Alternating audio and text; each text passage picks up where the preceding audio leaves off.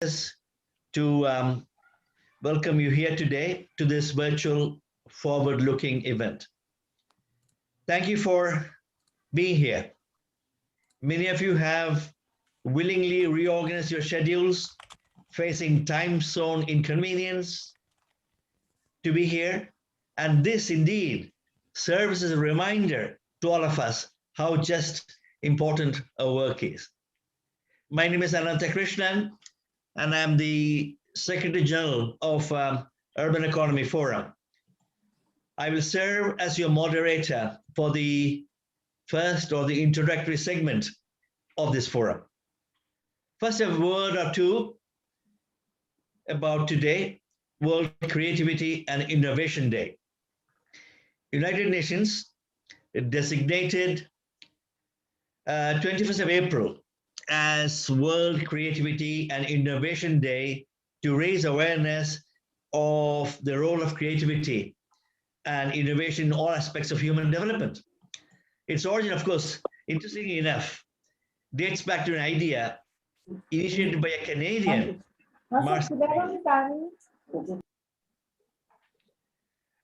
observance of this day is a result of UN Ambassador, Her Excellency Inga Rhonda King. Many of you might have heard of her. A representative from St. Vincent and Grenadines, who tabled the resolution in 2017, founding the World Creativity and Innovation Day to mark 21st of April as the World Innovation Day. Why I'm mentioning this because in this connection, we also express our support and solidarity to the people of St. Vincent and Grenadines, that is currently suffering from a huge ongoing volcanic eruptions, much bigger than the one that occurred in 1979.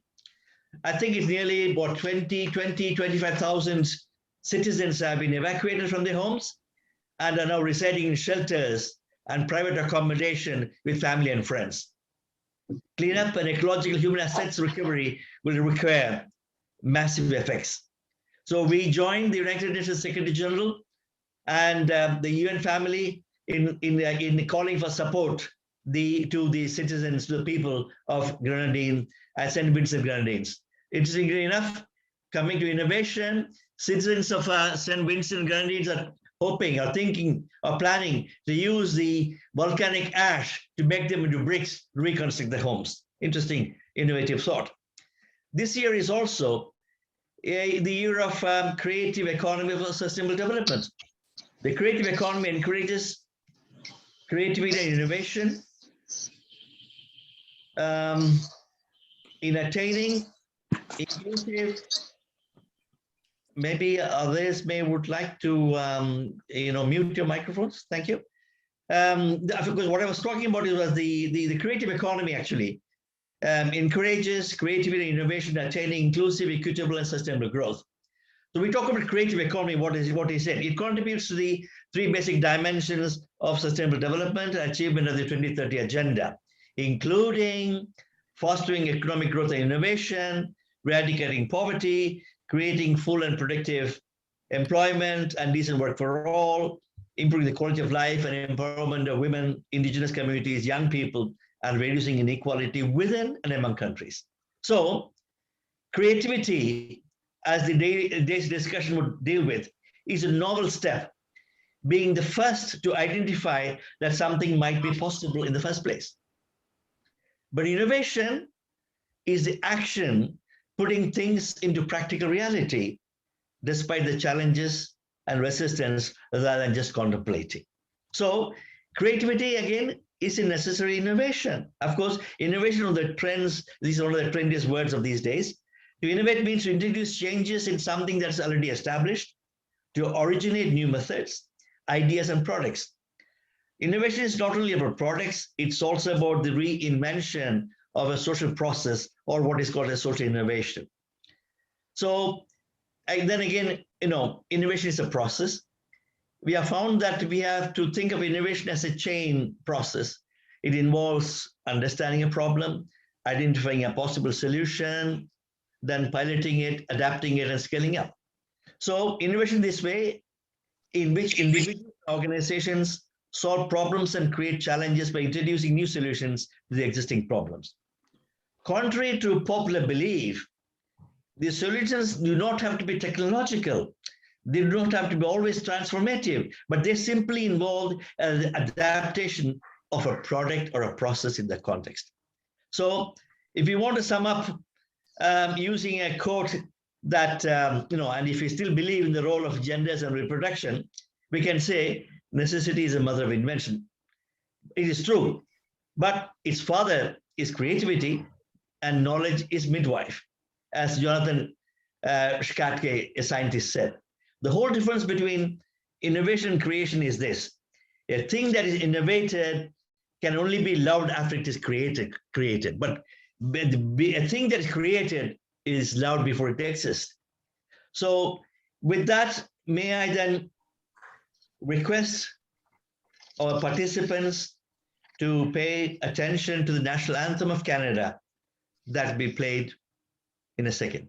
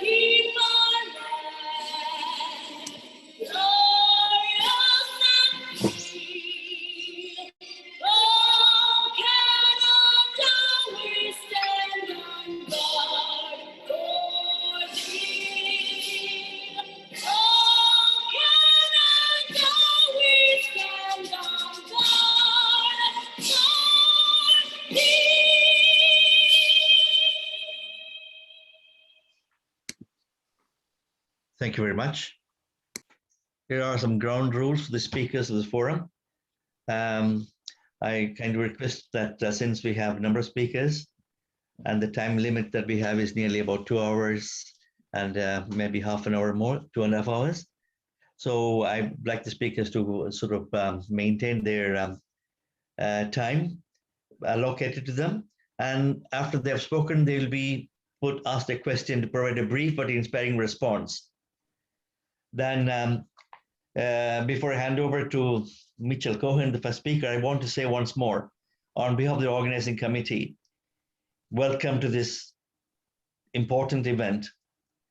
And it's wonderful indeed to see so many of us, so many of you attending this important meeting on innovation and creativity on this day, 21st of April.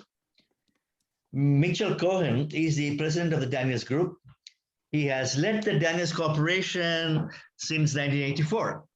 He and his creative team of visionary professionals, use land use planning to develop neighborhoods that are creative, innovative, and sustainable.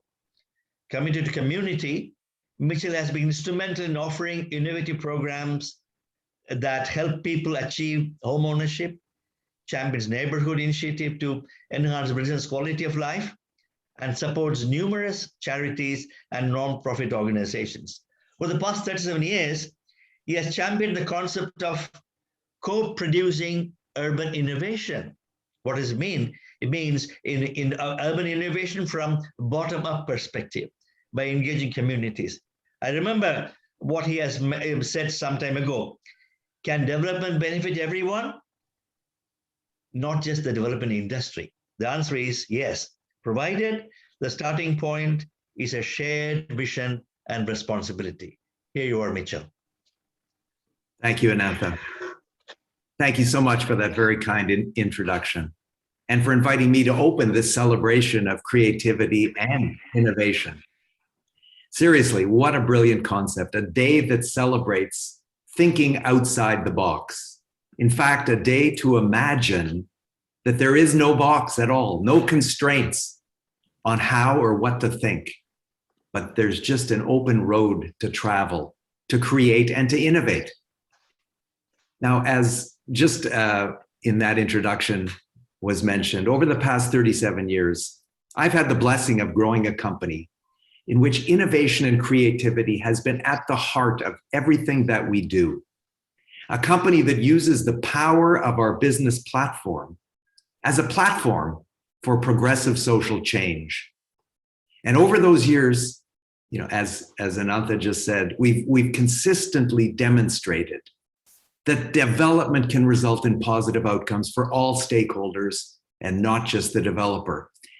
Creativity and innovation is what has enabled those outcomes, along with a highly intentional approach that puts local economic opportunity at the top of our agenda every single day. We think deeply about how to maximize social impact, how to build community capital, how to harness the power of social procurement to make an immediate financial impact for artists and artisans, chefs and caterers, startup businesses and social entrepreneurs. Over the years, we've also experienced time and again the incredible magic that can be created at the intersection of business and the arts. TIFF Bell Lightbox, a partnership with the Toronto International Film Festival Group, is a tremendous example of what can be achieved at that intersection. Similarly, Daniel's Spectrum, a 60,000 square foot cultural center in Regent Park, was created through an innovative partnership with Artscape, the City of Toronto, and residents of the local community. Now, this cultural landmark has become the heart and the soul of a revitalization that has transformed a stigmatized inner city neighborhood into a healthy, diverse, and inclusive community. In fact, creativity and innovation have been fundamental to the success of this remarkable transformation. So much so that the Urban Economy Forum, our host this morning, and UN Habitat have chosen Regent Park as the home of their new World Urban Pavilion, a global showcase for best practices in building healthy and resilient cities. One final example of that intersection of business and the arts is our City of the Arts community on Toronto's waterfront, which demonstrates the multiplier effect, the exponential multiplier effect when nonprofit and private sectors come together to manifest a shared vision. Today, from homes that they own within our City of the Arts, and ownership is fundamental, 4 nonprofit organizations, Artscape, the Remix Project, Manifesto, and House, they are poised, as soon as we move into a post-COVID environment, they are poised to launch hundreds of young people into sustainable careers from which their creative capital will enhance the vitality of all of our communities. Today's challenge, the challenge for every one of us on this call, is to build a sustainable future for the planet, not just for our children and grandchildren, but for generations of grandchildren to come. To build that future, however, we need to learn from the past. We need to embrace the wisdom and the worldview of our Indigenous nations who have respected and nurtured the earth for thousands of years. The crisis of climate change is less than 200 years in the making and is threatening our future right here and right now. And as a result, we need to respond right here and right now with creativity and innovation. We have the technology. Technology is not the issue. We have the technology to design and build net zero buildings, neighborhoods, and cities. We have forests, a renewable resource to be nurtured, and an opportunity to bring mass timber construction into the mainstream through creativity and innovation. We also have the ability to grow a significant percentage of our food supply within our cities. Imagine this: every grocery store in every country with a vertical farm on the roof, with fresh produce taking a 30-second elevator ride to the sales floor, rather than a 3,000-kilometer trip within refrigerated trucks. Net zero construction, urban agriculture, mass timber, and a massive investment in renewable resource development. These are important. These are doable, but they only represent half of the equation. The other half is implementing creativity and innovation on the ground at the community level. Can we create multi-generational communities in which everyone belongs, where the wisdom of our elders is honored, and in which everyone has a safe, secure, and affordable place to call home? Can we take universal accessibility to a much higher level than required by our building codes in order to ensure that our cities are truly inclusive? Can we build community wealth through collaboration and partnership, nurturing entrepreneurship and social enterprise? The answer is yes. Together we can do all of that. So today, yes, let's all celebrate creativity and innovation, but let us also leverage the passion and the creativity within every one of us, within our hearts, to build healthy, inclusive, resilient cities in which every resident has an opportunity not just to live, to learn and grow, but also to thrive. Thank you for inviting me to be part of this. Thank you. Thank you, Mitchell, for your powerful, forward-looking and optimistic words for action and thought indeed. As you say, the intersection of creativity, intersection cities and arts, the private sector and arts indeed provide opportunity for flow of ideas and action. In that context, may I then request you to contemplate upon, when we see architectural structure or the platform of building in the city of Toronto, what is the level of creativity and innovation that are involved in this context? So is it possible to build something in different contexts based on all the criteria that world is faced in reality of sustainability? You mentioned about the climate change, and we can make the transition now and with technologies. Is it possible, and how? How do we change the transition in this context using creativity and innovation? Thank you. I think we just have to think differently. We can't think about one thing. I mean, typically when we're in the process of approval at a city, municipality throughout the Greater Toronto area, the focus is on one thing, and it's on the design, and that's fine. The focus is not on sustainability. The focus is not on pushing the envelope from a municipal point of view on net zero.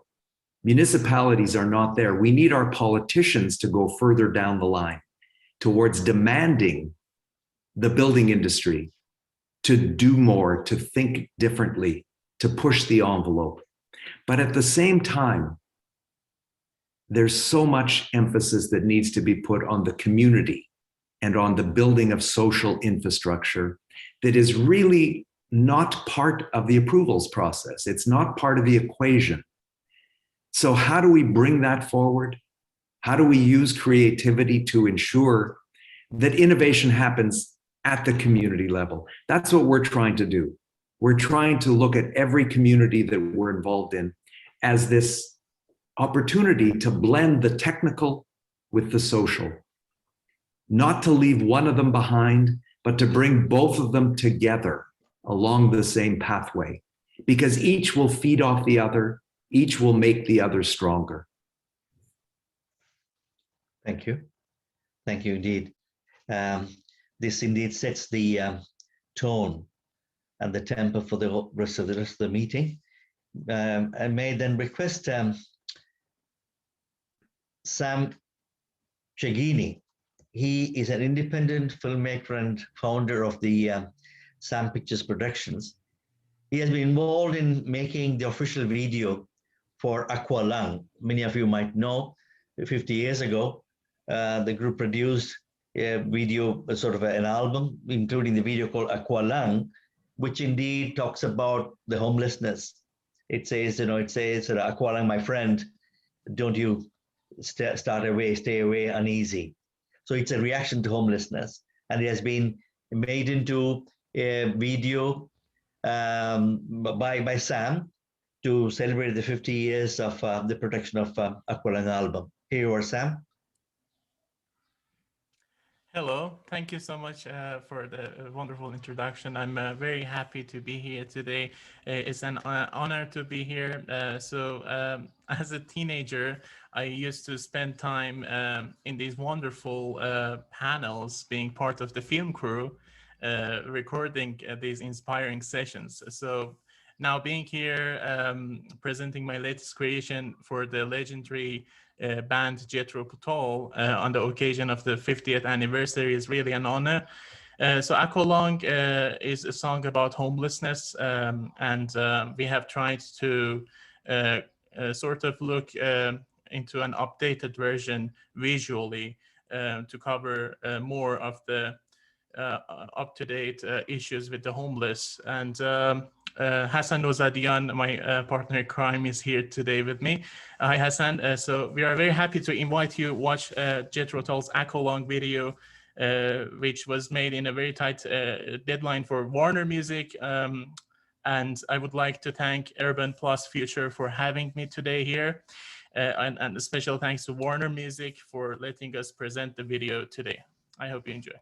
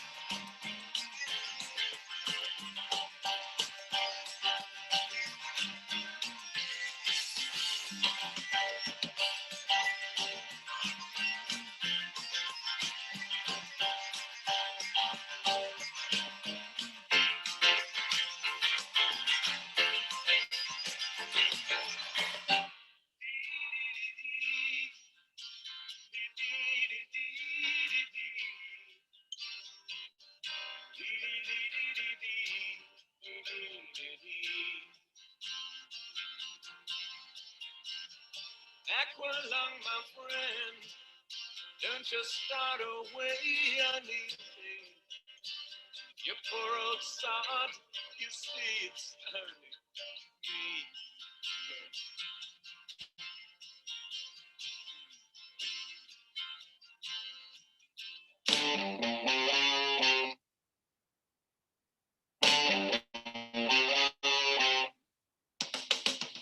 Sitting on the park bench, eyeing little girls with bad intent.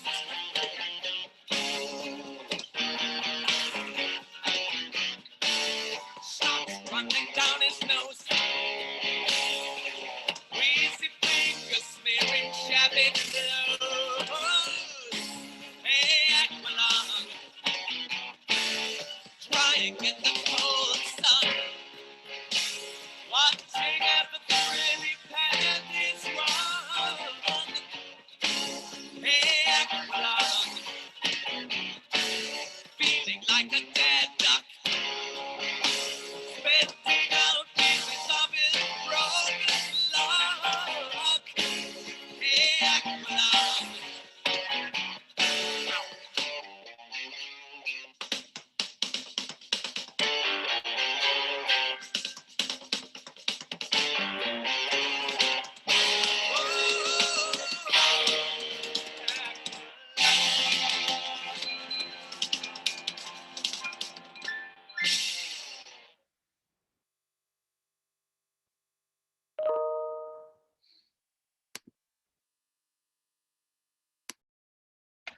Thank you, Sam, for the thought-provoking video that is made 50 years ago. Now it is redone in a high-definition way. Thank you again. Aqualung, my friend, don't you start to be uneasy. It's a song of solidarity, support, and miserable state of homelessness. Thank you again. May I then request you all to attend to Adam Wall, Parliamentary Secretary to the Minister of Families, Children and Social Development in Canada. We will have a video from Adam Wall. Cities are not only the greatest source of what challenges us as a planet, especially when you look at it through the lens of the Sustainable Development Goals of the United Nations, but cities also are something else extraordinary, especially the extraordinary cities that we talk to, and that they're the best place and most likely place and the actual place where we're finding a solution to the biggest challenges that face us as a species, as a planet. Cities are great engines of innovation. They're great engines of thought and culture, and they combine all the different dynamics that are required to tackle climate change, poverty, pandemics, you name it, cities can find a solution, but only if national governments and international efforts are used to support the creativity, the ingenuity, the strength, and at the end of it all, the people who live in cities. This forum seeks to champion those voices, that experience, and that understanding. And it is a conversation that is long overdue, and I'm happy to be part of it.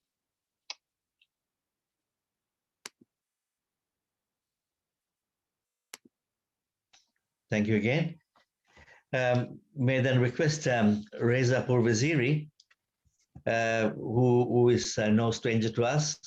He's been one of the most creative and innovative souls in our midst, who has been actively thinking, creating new concepts, as well as new ways of doing things to sustainable urbanization. He was the innovator, or you could say creator of Urban Economy Forum, as well as being part of the World Urban Pavilion. He was also the United Nations UN Habitat's Global Ambassador for many years. May I request Reza Pourveziri to say a few words as to how he looks into the urban architectural projects and the realization of Sustainable Development Goals 11 or Sustainable Cities and Communities. Reza.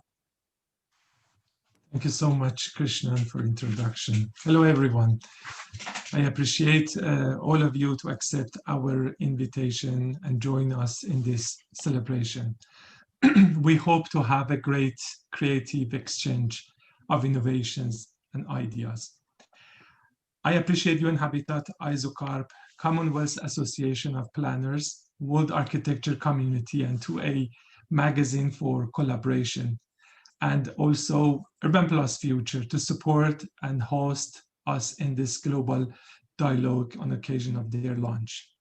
Creativity is the core method to explore solutions to urban challenges.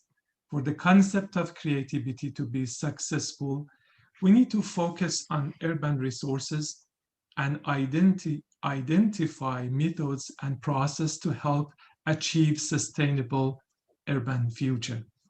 Creativity has been a major tool for world society because even when we have established a regular path to follow, our brain desires to rethink our understanding and process to find ever better solutions. This is an enthusiastic mechanism we have in mindset of people.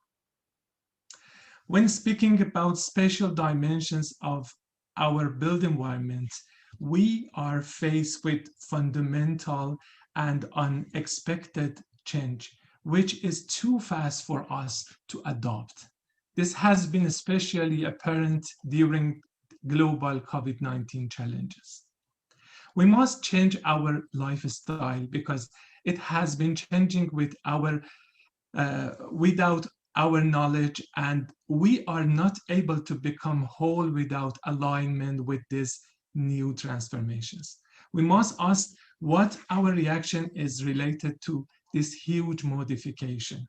Are we still trying to follow previous version of environmental interaction, or can we accept the start of revolutionizing current process? The concept of creativity can provide fundamental criteria to shifting our process. Creativity can generate an important language to bring new idea and expertise together to recognize flexible, multidimensional participations. Creativity perspective helps us to talk and rethink about following 4 items: concepts, resources, process, and actions. It's not limited to one part, but is about entire aspects. Urbanization, like other disciplines, had a standard process it followed over the past century. A city's built environment was formed based on this understanding of normal process for urban development. Throughout the world, it was recognized as a contemporary urbanization routine. Through an urbanization transformation, the world should expect to change all its dimensions to create more sustainable and inclusive cities. To realize this goal, world should rethink about concepts, resources, process, and action in the cities. Creativity is fundamental approach toward the urban transformation. Urbanization throughout the globe is at the age of change. It has no other choice but just change. Activists, city leaders, and urbanists are all part of this conversation and are rethinking and providing creative model for solutions. Urban Plus Future expects and encourages us to change our understanding and process on housing through innovation and creativity. It encourages us to participate to and test pilot and pioneer projects. Urban Economy Forum is honored to be part of the International Year of Creative Economy for Sustainable Development to celebrate World Creativity and Innovation Day. These are important monuments for us as we are in the process of establishing the Region Park World Urban Pavilion in collaboration with UN Habitat, Government of Canada, CMHC, and Daniel Corporation as a global hub for SDG cities for exchange, practice, and innovation regarding sustainable urbanization. Hope to success in this process. Thank you so much. Thank you, Reza, for your words on how creativity and innovation can do the sustainable urbanization process. we will have a brief video on Urban Economy Forum's forthcoming meeting in October 2021. As you know, Reza was instrumental in establishing Urban Economy Forum, which had its first meeting in 2019, followed by a virtual meeting in 2020, and now the next meeting will be of the conference, global conference will be in October 2021 on the occasion of World Habitat Day. We'll have a short video in that context. Thank you.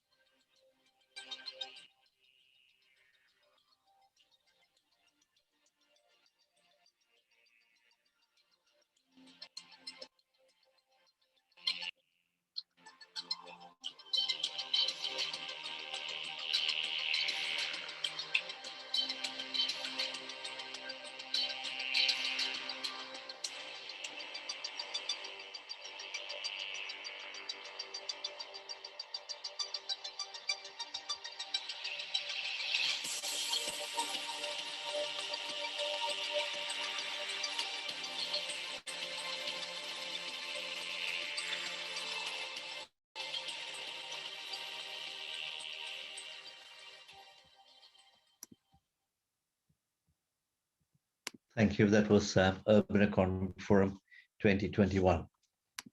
Our next speaker in the first session would be, it'll be Eduardo Moreno, who is the head of knowledge and innovation of UN Habitat.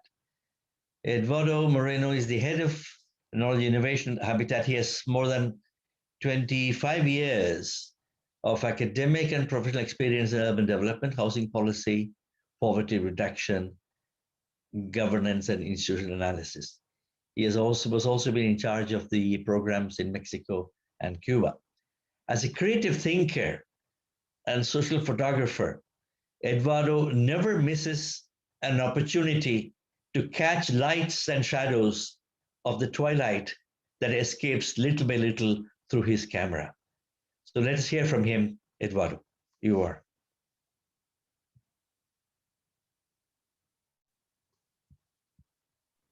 Thank you very much, Krishna, for this nice introduction. Good afternoon to all of you from Nairobi, Kenya. Let me start by saying that urbanization is an unstoppable process, and cities will continue to be the trajectory of this sustainability, growth, and development. Despite difficult current conditions, they are the port and the place where health, livability, economic growth will take place. For Habitat, creativity, culture, and innovation are fundamental drivers of this sustainability agenda. If we move a little back in history, we will remind that industrial cities were in fact cultural cities. They were larger, they were densely populated, they were socially diverse, they were conflicted cities, but with a lot of potential for creativity and innovation. They were extremely influential in the development of the world culture. As they expanded, they become commercial, technology, knowledge, political powers, and they continue to be cultural centers and places of innovation. Creative culture is for us the key for the change of cities. But we perceive this creative culture through two different lenses, or perhaps three. One, very functional, has to do with art, with beliefs, with capabilities, with forms of knowledge, moral behaviors. The other one more anthropological, the way we think, the way we act, who we are, how we organize society, our governance mechanisms. In this complexity, creative culture is a public asset. It underpins meanings and actions. And it is clear that the recent social movements in different corners of the world for climate change, for freedoms, for equality, you name, were all movements from rights and freedoms that were supported by this creative capital of individuals and countries. However, we can see that legal, institutional, political structures in many countries in the world have created more conditions to perpetuate domination, to favor and legitimize speculative behaviors than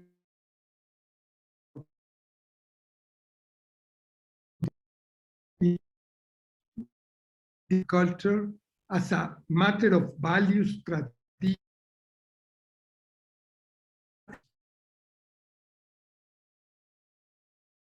can be enhanced and can be supported in order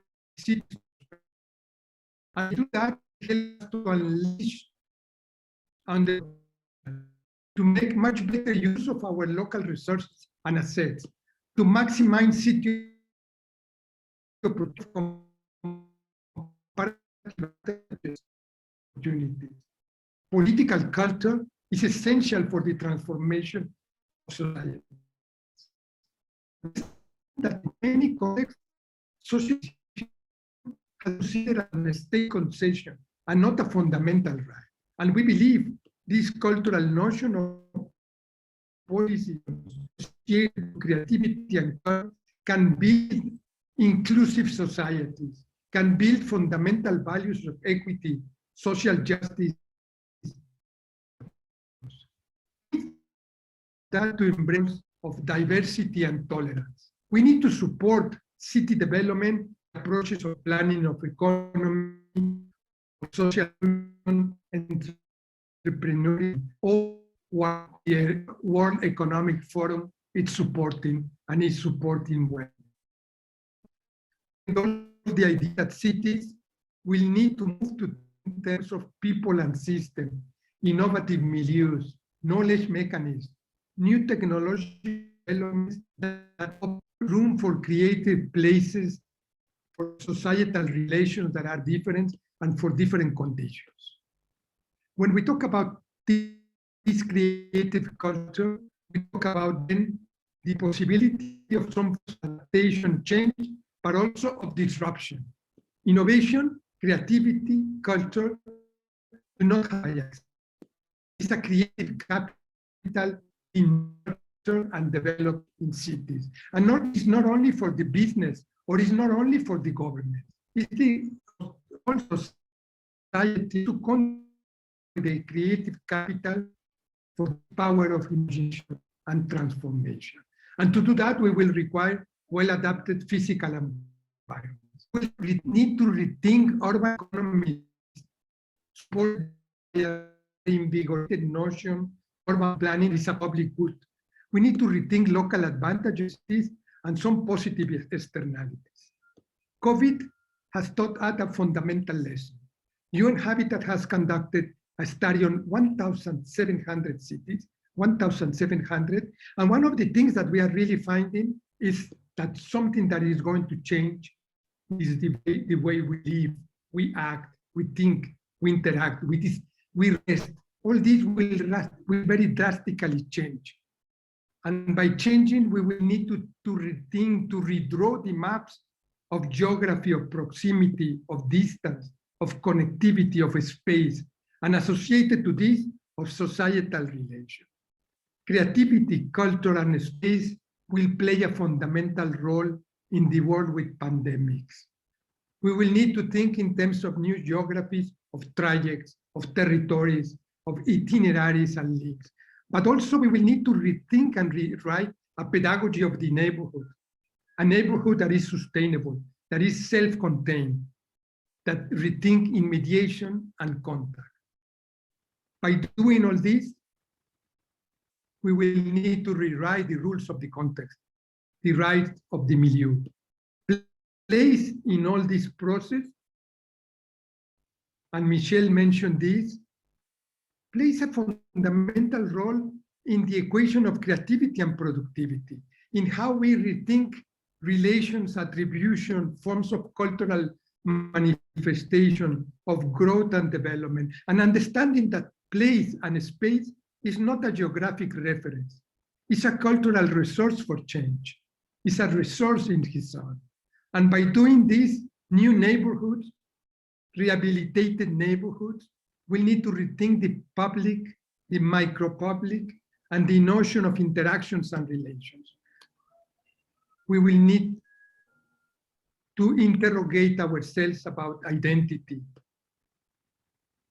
territory, space, and to put in this urban regeneration at the center of our actions. If we do this, we will keep and nurture the soul of the city. A soul of the city that needs to be for every community, newcomers, all comers, migrants, refugees, internally displaced people. The soul of the city is the social fabric, is creativity, is intellectual assets, but also is the vibrancy and the distant personality. And this is why we are extremely happy to partner with Daniel Corporation, with Canadian Mortgage Housing Corporation, with the Urban Economy Forum, because we understand that this soul of the city will be based in this fundamental notion of urban regeneration, transform socially, economically, environmentally deprived areas, and rethink strategic locations, and rethink the notion of space and place, and connect, recreate dynamic, diverse, vibrant neighborhoods. Toronto Regent Park is one opportunity to do so at the world level, and to bring this teaching, these best practices, these capacities as a vision for the world in which we envisage societies and cities where healthy, sustainable communities are the future of the world. We want Canadian cities to help us to guide in many other parts of the world this transformative change that is starting in the pavilion. Multi-ethnic, multicultural societies in which we will learn to live in a world with pandemics. Thank you very much. Thank you, Eduardo. It's interesting to see that. I suppose the pedagogy of the oppressed needs to go hand in hand with the pedagogy of the neighborhood. That's where I think the soul of the city can be maintained. May I then ask you to also dwell a bit more about creativity and innovation, and what you, as the main person in charge of the innovation at UN Habitat, what is your evaluation of the level of innovation that we are using right now, or creativity for that matter? If you could think of a level of from 0 to 10, are we really making use of the level of innovation or creativity that we need? Do you have any specific advice to increase that? You know, how do we enhance the level of innovation from a transformational approach? Eduardo? This is a fantastic question. Thank you, Krishna. I would say that innovation is used like the human brain. Some people would say it's like something 20, there is not an agreement, but 20, 25%. And I would say this because in some things we are doing very good. We are advancing innovation in the notion of technological use, creativity, but at the same time, and this is the Secretary General of the UN who said, technology and innovation have never been as today at the service of humanity, as it had never been affecting humanity in the sense of creating a divided society. Technology, disruption, technology, innovation should be put at the service of a process and not as an end in itself. Second important thing, we need to work in other forms of innovation. Community innovations, institutional innovations, economic innovation, political innovations. And we are thinking that innovation comes with one key, with a silver bullet. But in reality, all these notions of innovation are fundamental in the idea that we need to use what we have, but to think, as Alan Bond mentioned, out of the box, to reimagine a world in which all these elements that represent creative assets are to be used to push for the frontiers of innovation as a public good, and to move ahead on the idea that it needs to be working with cities to make them healthier, safer, and more protected. My response would be, we are moving there, but we need to rethink the notion of innovation that should be more all-encompassing and more socially oriented. Thank you. Thanks indeed for the excellent answer to that thought. In that context then, as Edward also mentioned, UN Habitat, Urban Economy Forum, Daniels Corporation, and the Government of Canada have been involved by that is the billion. So we'll have a short video World Urban Pavilion.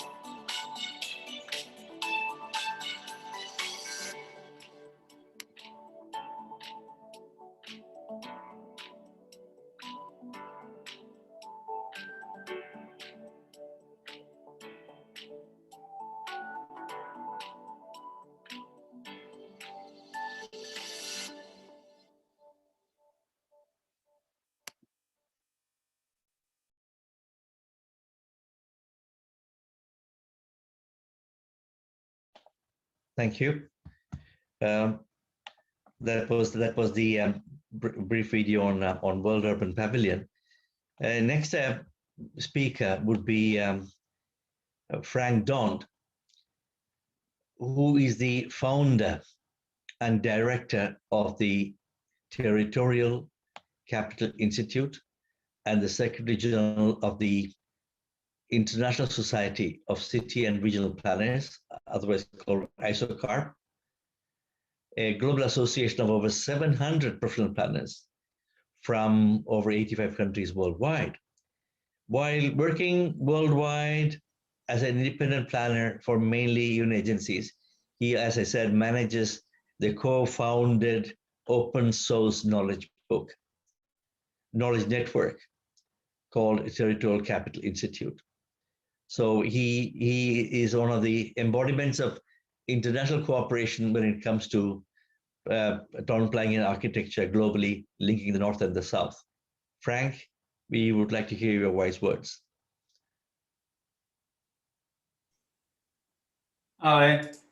Yes.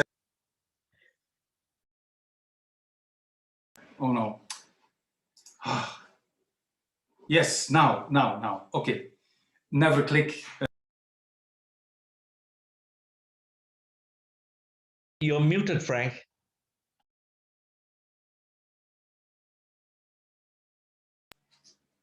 Can you unmute yourself? You're muted still. Oh my goodness. Yeah, now we are online. Yes. Yes, please go ahead. My Again muted. I don't know what happened. Can the technical control do something about it? I tried to unmute myself. I hope you can hear me now. Now, yes, we can. Thank you. Yes. Okay. My apologies. And now it seems to be green, so that's a good sign. Well, yes. Greetings. Frank, sorry. Yes. You say very strong yes, and then disconnected.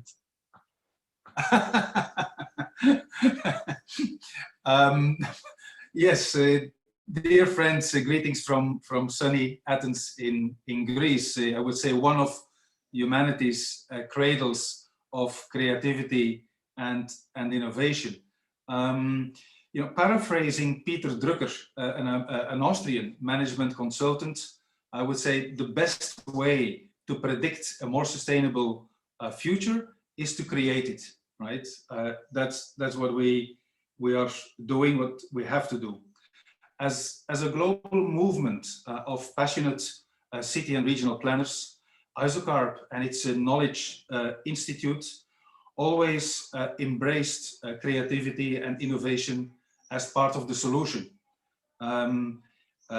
in vision and practice, right? We have done that together with our preferred partners, UEF and UN Habitat, and endorsed by the Global Planners Network, including the Commonwealth Association of Planners, represented today by Eleanor. We have done that during our last World Planning Congress, entirely virtual, and we are currently gearing up for our next Congress in Doha, called Planning Unlocked: New Times, Better Places and Stronger Communities.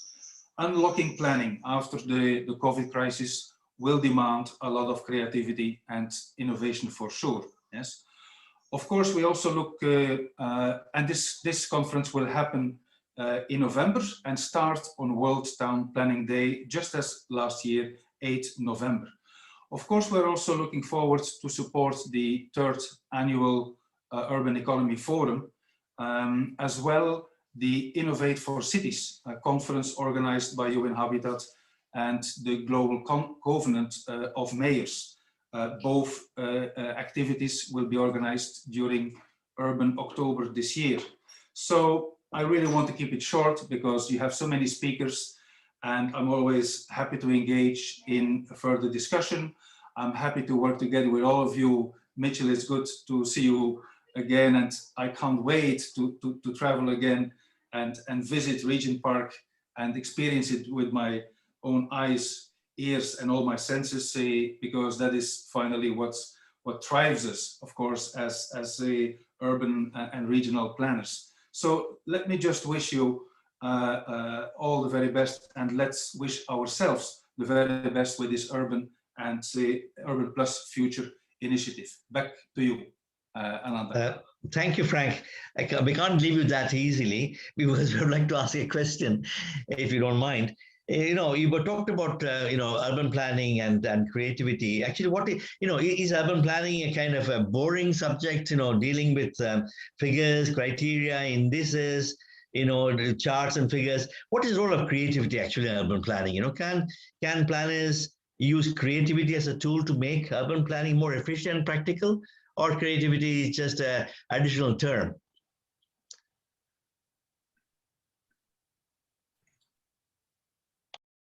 Frank? Hello? What happened? Hi, Krishna. It looks like we lost Frank. Oh, frankly. Oh, sorry. So can we wait for Frank, or what do you think? He's back right now. Okay, Frank?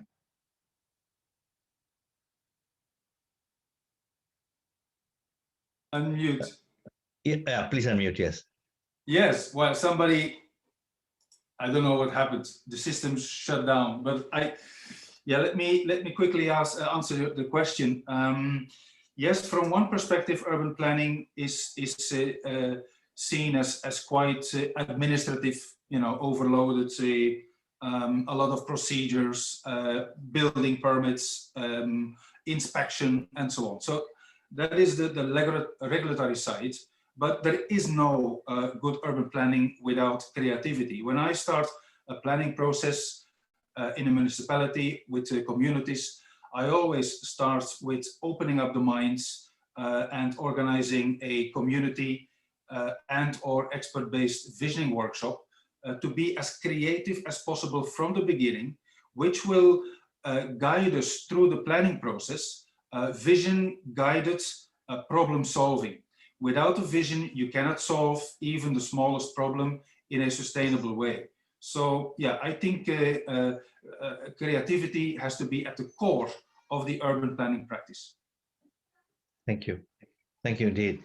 May I then request Eleanor Mohammed, who is the president of the Commonwealth Association of Planners. She's also the co-chair of UN Habitat Professionals Forum, which is a powerful forum in the habitat context, and the deputy chief administrator of the city of Beaumont, Alberta, Canada. May I then request Eleanor to provide her remarks, please?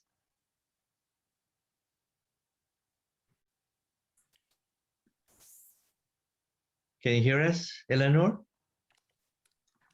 I think Eleanor left a note that she's leaving.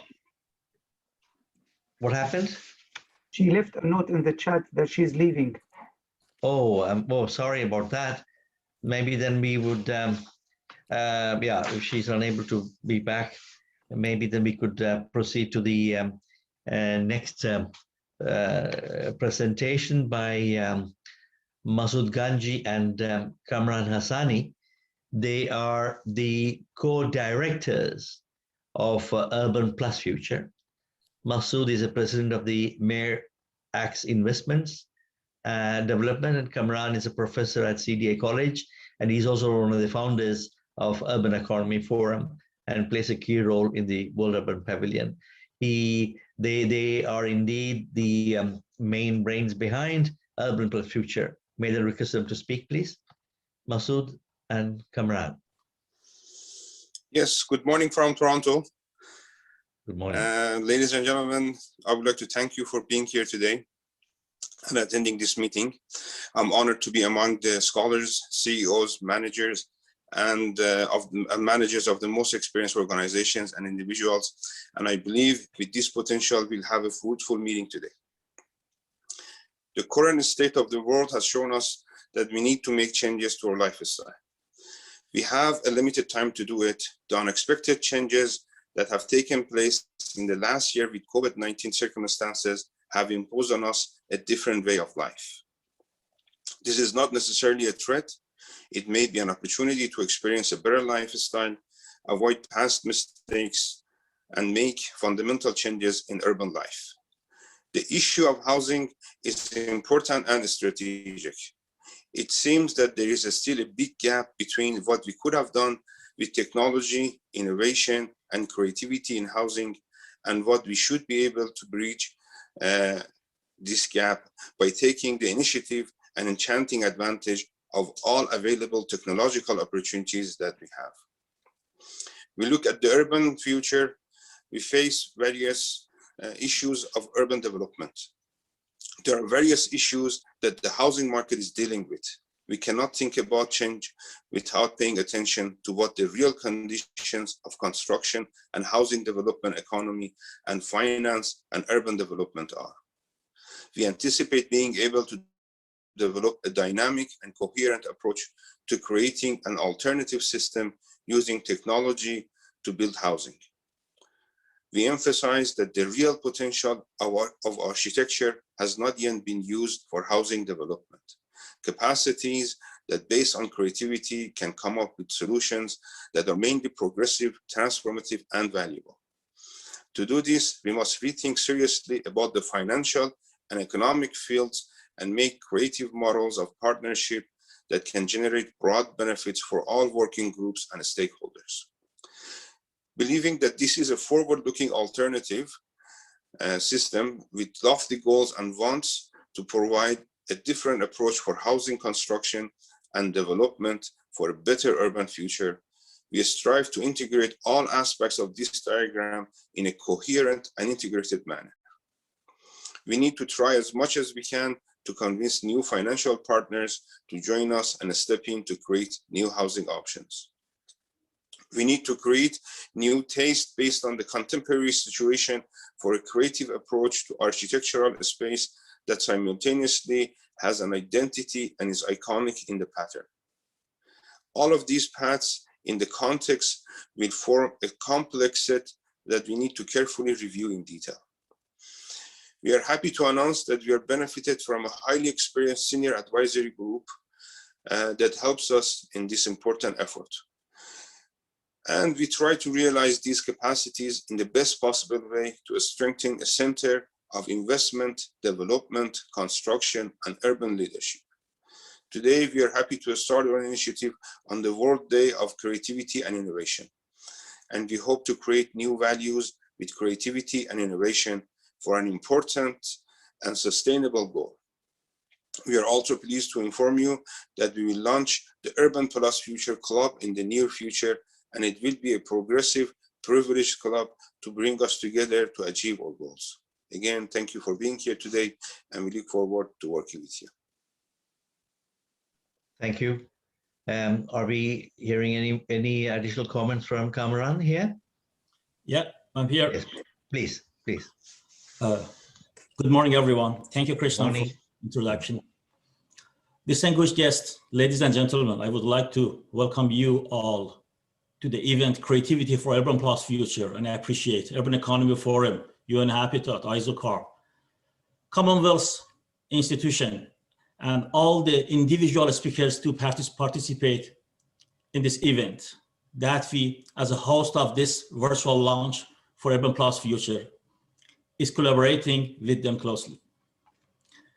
Everything we do in the future depends on how much creativity is involved in our daily life and how we apply it to avoid mistakes and advance our program, and how we use it for transforming our current methods and establishing new process.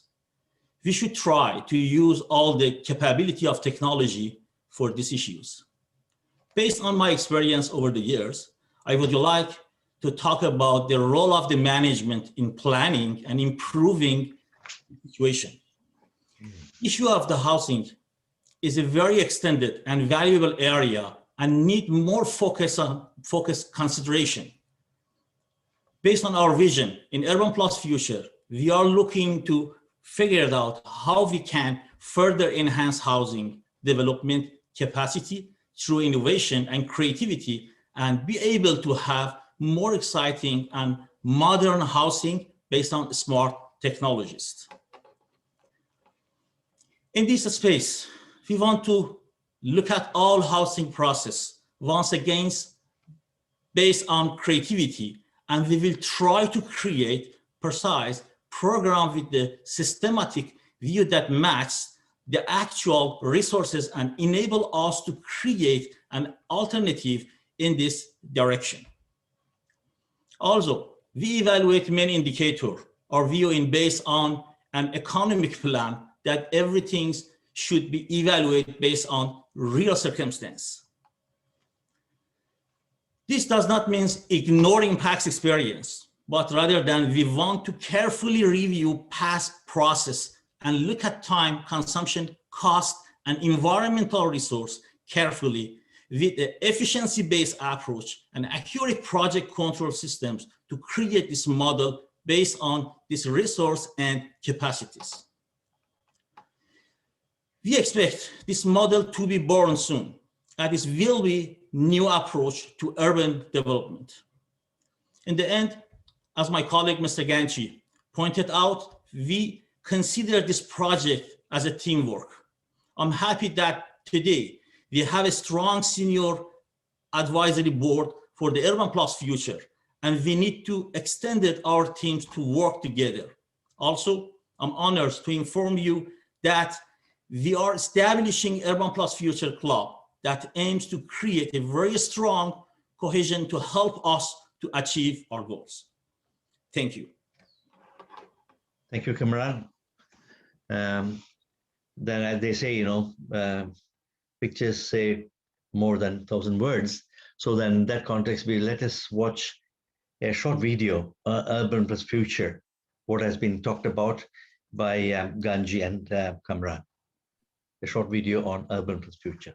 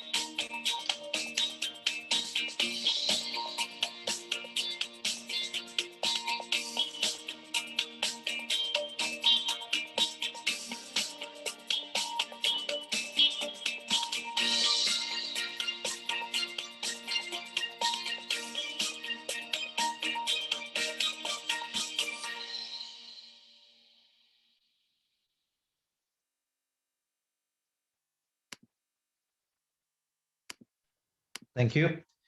So this, in a way, concludes the opening segment of this forum, which indeed dealt with a number of topics as the scale of urbanization, highlighting the multidimensional complexity of powerful structures that can drive realization of sustainable development using innovation and creativity. And it's also been mentioned that we need to have a people-centered approach. The flow of ideas needs to be generated between different sections, the people, the municipalities, cities, as well as the private sector.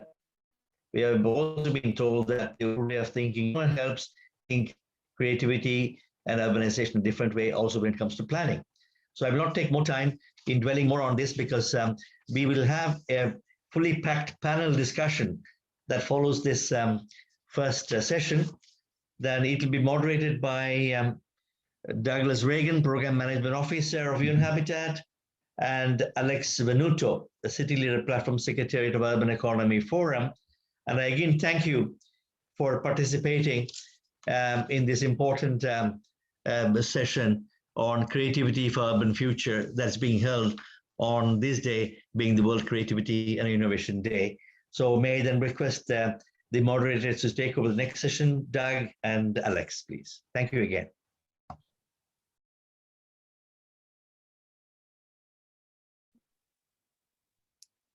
Thanks, Krishnan. Hello, Douglas. Hi. Welcome, everyone. Really honored to have everyone here. I mean, it's been a really fascinating discussion about creativity, innovation. Again, it's the World Day for Creativity and Innovation. Also, just to point out, if you follow Twitter at all, we've been posting a lot of different, there's been two of the communities we work very closely with, Regent Park, which is in Toronto, which is where it hosts the World Urban Pavilion, as well as Mathare Informal Settlement here in Nairobi, Kenya, where I'm based, have both also been holding events, and they've been posting some of the different things they're doing. So again, I think Krishnan has said it extremely well, but as well as our other speakers, that creativity is kind of the core, the driving force of our communities. Without that, we don't have sustainable urbanization. And this is what all this conversation is about. And I mean, I don't want to go on too long. I know we're a bit over. I'll maybe pass it over to Alex to introduce the first speaker, and then we can continue on and discuss more. Thanks, Douglas. Well said. So our first speaker on the agenda is Maddie Simichukki. So Maddie is an associate professor in the Department of Geography and Planning and interim director of School of Cities at the University of Toronto. He is also the Canada Research Chair in Infrastructure, Planning and Finance. Maddie, the floor is yours. Hello, everyone. What a pleasure to be with this group on this important day talking about innovation and creativity. I guess let me start with a question, which is, in your mind's eye, when people say the word innovation and creativity, what do you see? I mean, I think if we were to go out on the street and ask people, I think for many of them, innovation, they would think of tech innovation, and creativity, they would probably think of the arts. And I think this is both a powerful representation of how these words have come into our language and into our culture. But I think in the urban space, this also is too limiting. And I think the discussion we've had so far has already reinforced the idea that innovation is not just about tech, that it's a much broader way of thinking about city building and change, and creativity is the driver of new ideas that are coming forward to enable us to build a future that's more sustainable, equitable, and just. And this is really the context in which we're building. I mean, we're in the midst of 3 intersecting crises. We're in a global health pandemic. We're facing a crisis of climate change, and systemic racism and inequality has burst into all of our understandings, and is just clearly, we're seized with this moment of trying to make a society that's more equitable and just. And I think it's in this context that we need to be thinking about what creativity and what innovation can do. You know, the tech approach to innovation can both improve, but it can also divide. And we're seeing huge waves of capital flowing into tech innovations in cities, in all sorts of areas around housing, around transportation, around food deliveries. And these are having substantial impacts, many of which are not positive. And I think it's in that context that we have to broaden out how we understand innovation and how we understand creativity, and repurpose those words for exactly the type of discussion we're having today. How do we make processes that are more inclusive? How do we change the way we build communities so that people can have access to safe places to live, work, and play within close distances? One of the things that's happened here in Toronto and in Canada more broadly is that we're actually very quietly and without much fanfare rethinking how we build cities and how we build buildings towards a much more integrated, mixed, transit-oriented type of future. We are seeing these buildings taking place right across our cities. Mitchell Cohen from Daniels talked about some of the projects that their company has been involved with, the Daniels Spectrum in Regent Park, and a number of other buildings, Tiff Bell Lightbox and others. But we are seeing now these projects being pushed, the envelope being pushed even further. There are projects here in Toronto, for example, that have luxury condominiums with homeless shelters built into the same building. We have buildings where schools are being built with housing directly up above those buildings, where university recreation centers are being integrated with shopping malls or grocery stores. The boundaries are being pushed even further now towards this idea of community hubs that are going to be at the core of many of the new neighborhoods that are being built. And most importantly, this isn't just about physical space. The hubs and the types of models that are being developed now are being developed with deep community engagement and new ways of thinking about how communities come together to participate in development, how communities finance and create value and ownership. And ownership is key here. It's not just a landlord-tenant relationship. These are owner-based relationships that are being formed, where communities have both input into the design and deep ongoing control and ownership of the spaces that are being built. I think the pandemic has reinforced the need to move quickly, the need for speed, and the need for innovation, creativity, and change. And what's key then is that we think of innovation and change. Tech can play a role. There are roles for new technologies to help make buildings more sustainable and to expedite the pace of development. But when we think about innovation and creativity as community development, we can go so much further and create the types of societies that break down the barriers that we're facing and create the types of societies that are more inclusive, sustainable, and just. Thank you again for including me in this discussion today. Thank you. Thank you, Maddie. As you said, tech innovations in cities are happening in many areas and have both positive and negative impacts. And it's not just about thinking of it through the context of technology, but also about our processes and actions as well. Thank you so much for joining us here today. Douglas, I'll turn it to you to introduce the next speaker. Sure, thanks so much. So our next speaker is Ken Greenberg. He's the architect and principal of Greenberg Consultants. Ken is an architect and urban designer at Greenberg Consultants. Across North America and Europe, he's played a pivotal role in the public-private sector and in the realm of urban settings. So Ken, over to you. Thank you very much, Douglas. I'm going to share my screen and show. Somebody has to allow me to share screen. That would be Alex.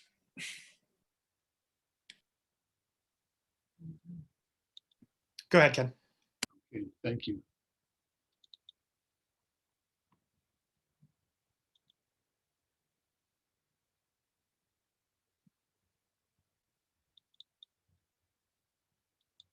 So I want to show a tangible example of what we're talking about, of applying creativity and innovation to solving a problem. This relates to the creation of common ground. So this is not housing itself, the dwelling units, but it's the space shared by urban dwellers in the city.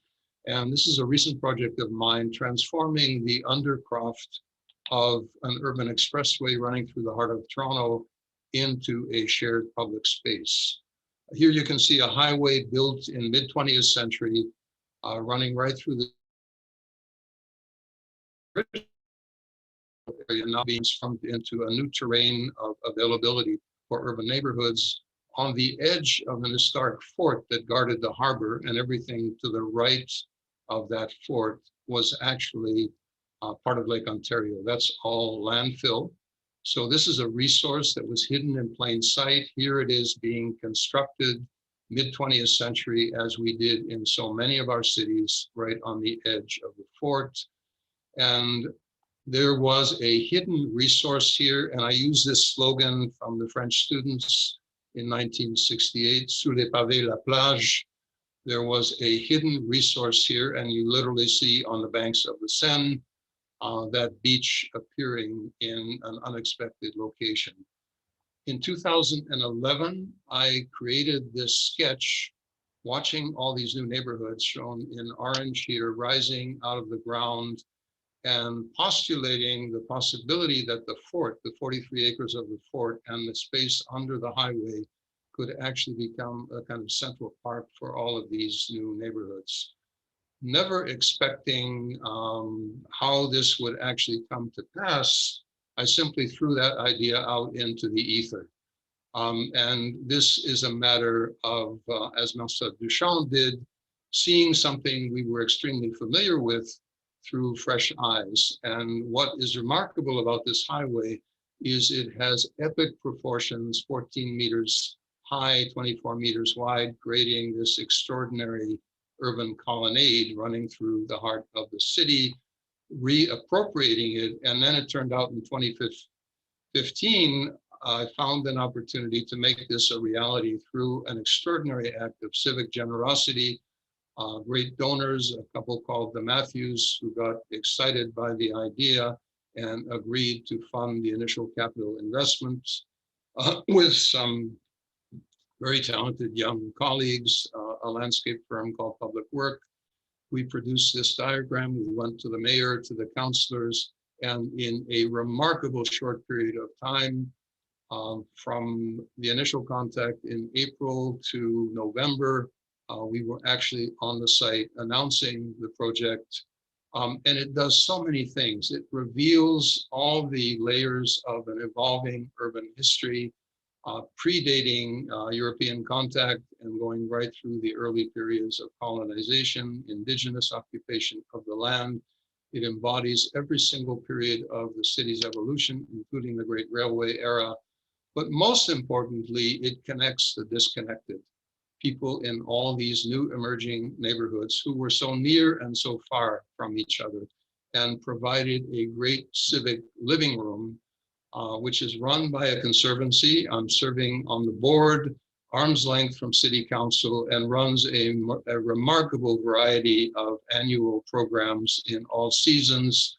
But most importantly, it provides a shared space for roughly 125,000 new residents in 7 emerging neighborhoods that surround it, which were completely isolated from each other.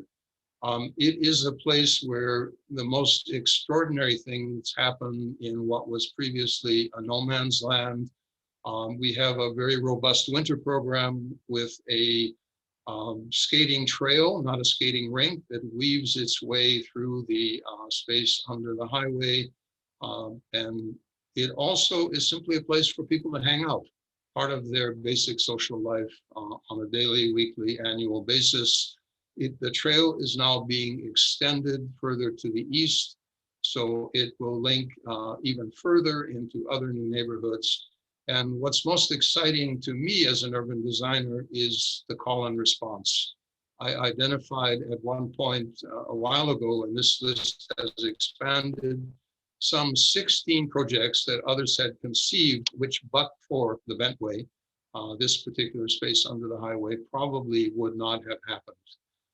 It's now turned into a collaboration with the city for a 3-kilometer extension of this idea, running all across the front of the city, from the Canadian Exhibition Grounds to the west, right over to the Don River in the east, and linking 7 evolving downtown neighborhoods. So I will stop sharing my screen at this point.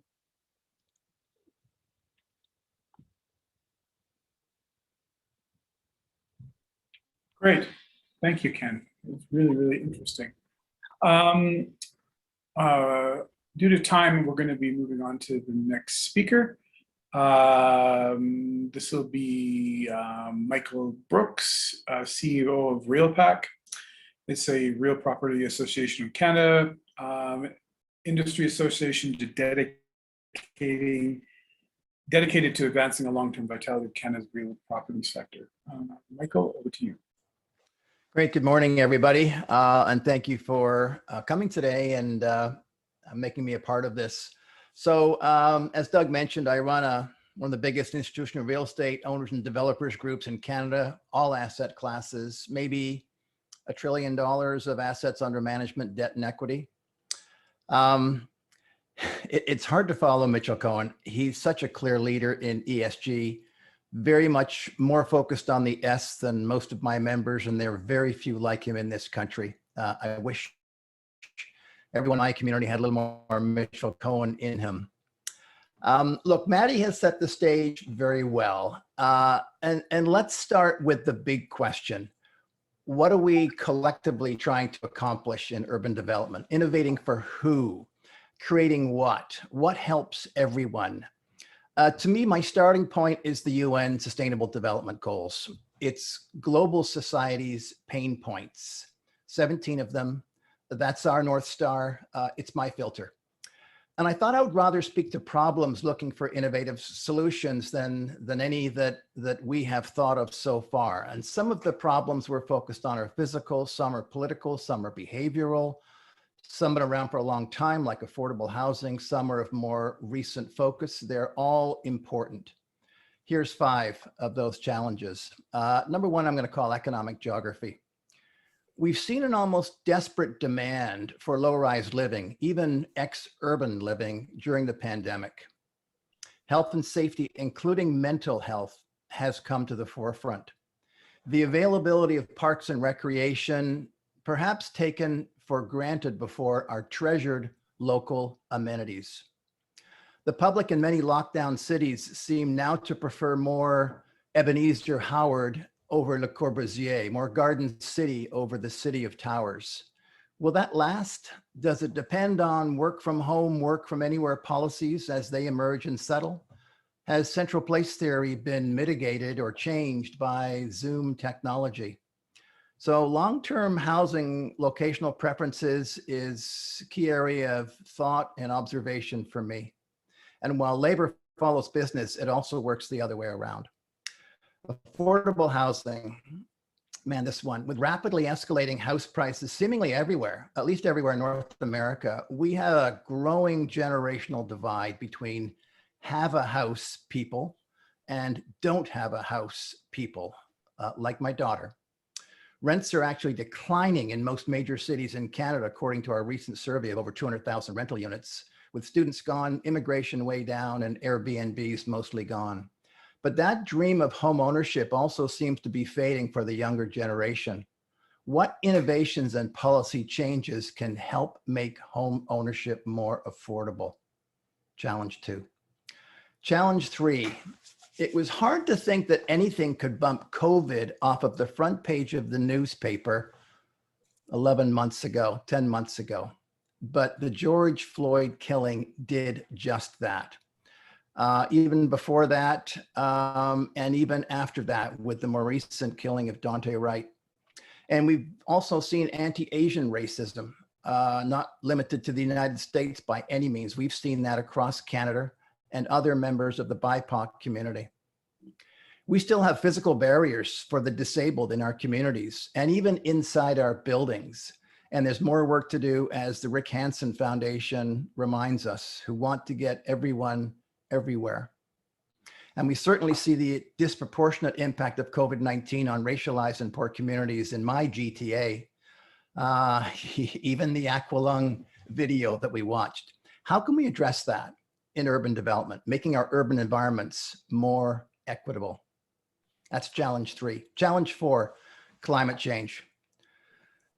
CO2 is now at 417 parts per million. I usually check with Mauna Loa, which is Hawaii, and it's up 3.5 parts per million in 2020, a year when the global economy was pretty much shut down. So we've not slowed the runaway GHG emissions train globally, although Canada has basically flatlined its emissions at around 729 megatons of CO2 equivalent a year, and that's been the number for about 15 years.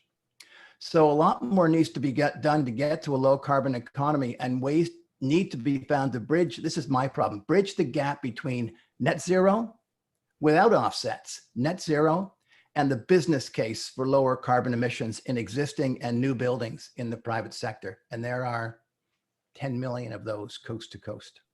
I'm very focused on this. And certainly we need clean energy grids and reduced thermal demand everywhere. So that's challenge 4, reducing carbon emissions.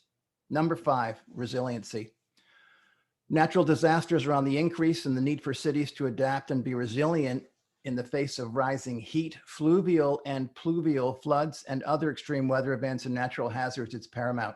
Some of my bigger members are already reviewing their entire global portfolios to see what the risk points are and how much value they have at risk. We've seen seniors' deaths in homes in Montreal from extreme heat a few years ago. It was 45 degrees in Paris last summer. We've seen heavy rain floods in downtown Toronto, knocking out many buildings with below ground transformer bulbs. Who thought that was a great idea with a grate on the sidewalk? We've seen high lake levels in the Great Lakes. We've seen wildfires encroaching on urban areas such as California, and rising sea levels are still coming. Challenge 5 for me is resiliency. I think I could probably rhyme off 10 more, like circular economy, but those 5 are a big picture start. And I think the private sector can help with those challenges. In fact, I think they can lead on many of them. And we need to have that public-private partnership going forward, with government credit cards pretty much maxed out everywhere. We need that true partnership of the public and private sector to progress on innovation, creativity, to focus on those problems and the UN SDGs, because at the end of the day, we can't leave anyone behind. Thank you. Thanks, Michael. It was great to hear from you about looking at the economic geography and what helps everyone. Among the many points you brought forward, you spoke about urban environments, reducing carbon emissions, and as well as resiliency, and also the importance of the private sector to not only establish partnerships with the public sector, but also to lead in many of these initiatives. Thank you so much. Next on our agenda is Dr. Nadar Ardalan. Nadar is an architect and senior research associate at Harvard University Graduate School of Design. He is also recognized as a world leader and expert in the field of sustainability and culturally relevant design, with a particular focus in the Persian Gulf region. Thank you, Alexander. On the occasion of World Creativity and Innovation Day, I'd like to bring your attention to something that has inspired me for some time, and for us to become more conscious of new levels of awareness that holistically integrate the highest levels of our empirical logical thinking with something which is generally left out, which is humanity's potential for intuitive, cultural, and spiritual perceptions and aspirations. These latter dimensions have been and continue to be major blind spots contributing to the failure of most accepted contemporary frameworks of planning and design. In our Harvard University recently published 900-page digital book, research studies that were sponsored by Qatar Foundation, we studied 8 Persian Gulf countries, 10 cities. We focused on their past sustainable urban development strategies.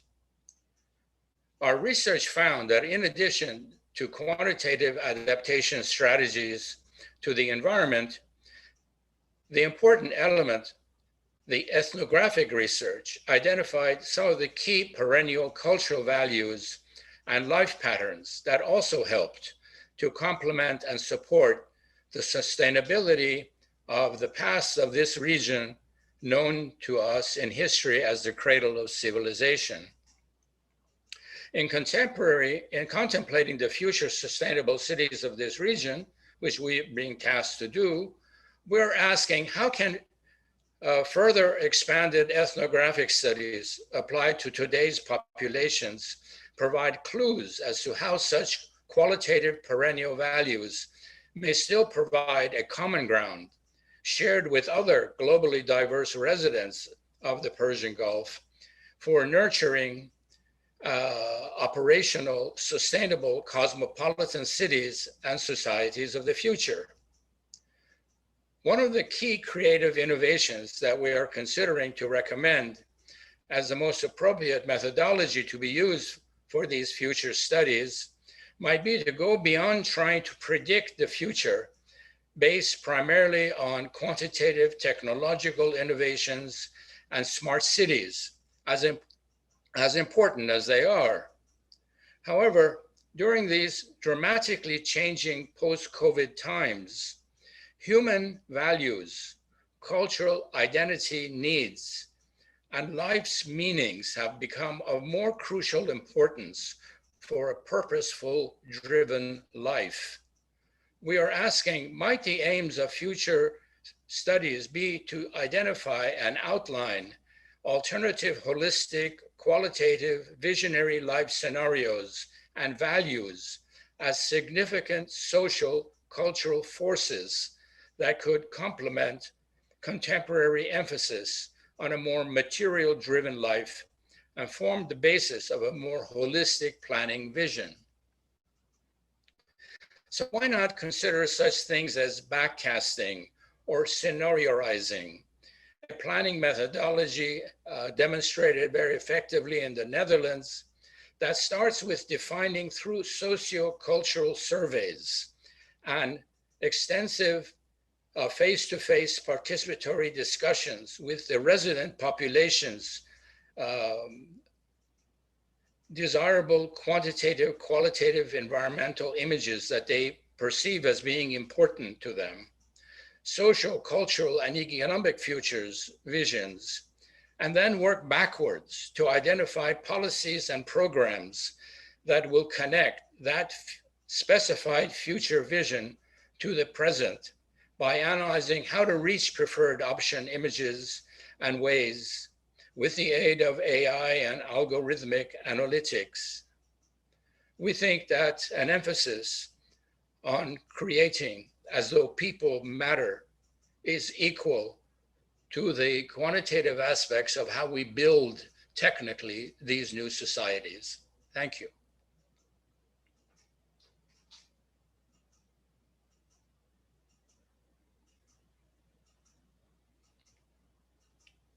Thank you so much. That was really quite fascinating. I think that your focus on the core role of culture and then the different ways of backcasting scenario planning that we might look from the past to the future, I think is really an important reflection and something I think we can build on throughout our talks here. Next up, I'd like to ask Camila Wien. She's the director at Goldstein Wien Architects, and she's a Harvard Loeb Fellow. Camila's work focuses on the intersection of urban design and architecture to establish sustainable urban environments that are both socially inclusive and address climate change issues. Over to you, Camila. Thank you, sorry. I'm going to screen share as well, so I hope that's going to work. Just as long as Alex has made you. Can you see that? Yep. Good, okay. So what I want to just talk about is why creativity is actually fundamental to our evolution of sustainable housing design. And there are some key drivers really that I think will control all of this, the climate crisis, the environmental crisis, and the extinction of species, which actually, you know, will impact on the SDGs. So I think these are key things that we have to sort of, will be overarching in terms of how we think about it. I think we need a sort of broad combination of innovation, respect for social norms, so respect for people and respect for the planet. And so those three things have to come together if we're going to succeed. And I think it's all about creating a good life for people as well as a good life for the planet. And those two things actually are inseparable in a way because they are interdependent. So I think we are sort of coming into a new urban paradigm, and things have already changed, but they're going to be changing probably for the next 50 years at quite a rapid speed. We are on the cusp of the fifth industrial revolution, so that is going to be very key into how we actually embrace technology. But our expectations have changed, and there is much more emphasis now on equity, human rights, on environmental protection, and so on. As I said before, we have to address climate and environmental stresses. We've also got to look at the sort of changing way we live and changing social units, the fact that we've got much more intergenerational living happening, particularly in the West, with older people perhaps living with their siblings or the rest of their family. And modern apartments and buildings very often just cannot cater for that situation. And then this new relationship between home and work and where people are going to be working. So I think where we've really got to focus our creativity is got to be on three things. And the first, I think, is technology. So how we build better within planetary boundaries, and how we think, how we actually use new technology and use technology to focus on people's needs. We need to think about new economic and funding models for delivering housing. I think this is a really crucial point, because how on earth are we going to deliver affordable housing quickly and affordable for people who have nothing? So that is an absolute crucial issue. We need to develop new ownership models so that they work for low-income people. And we need to protect housing in some way for the property markets. Now, I've thought a lot about this. I haven't a clue how we do it, but I think that's something where we've got to be creative to think about how we do that in the future. And the last thing is about society. So the new housing typologies that respect sort of social structures and that really meet the expectations of a good life, which is a good family, good work, and good leisure. So all these things come together. So these three issues of where we apply our creativity, I think, are absolutely fundamental.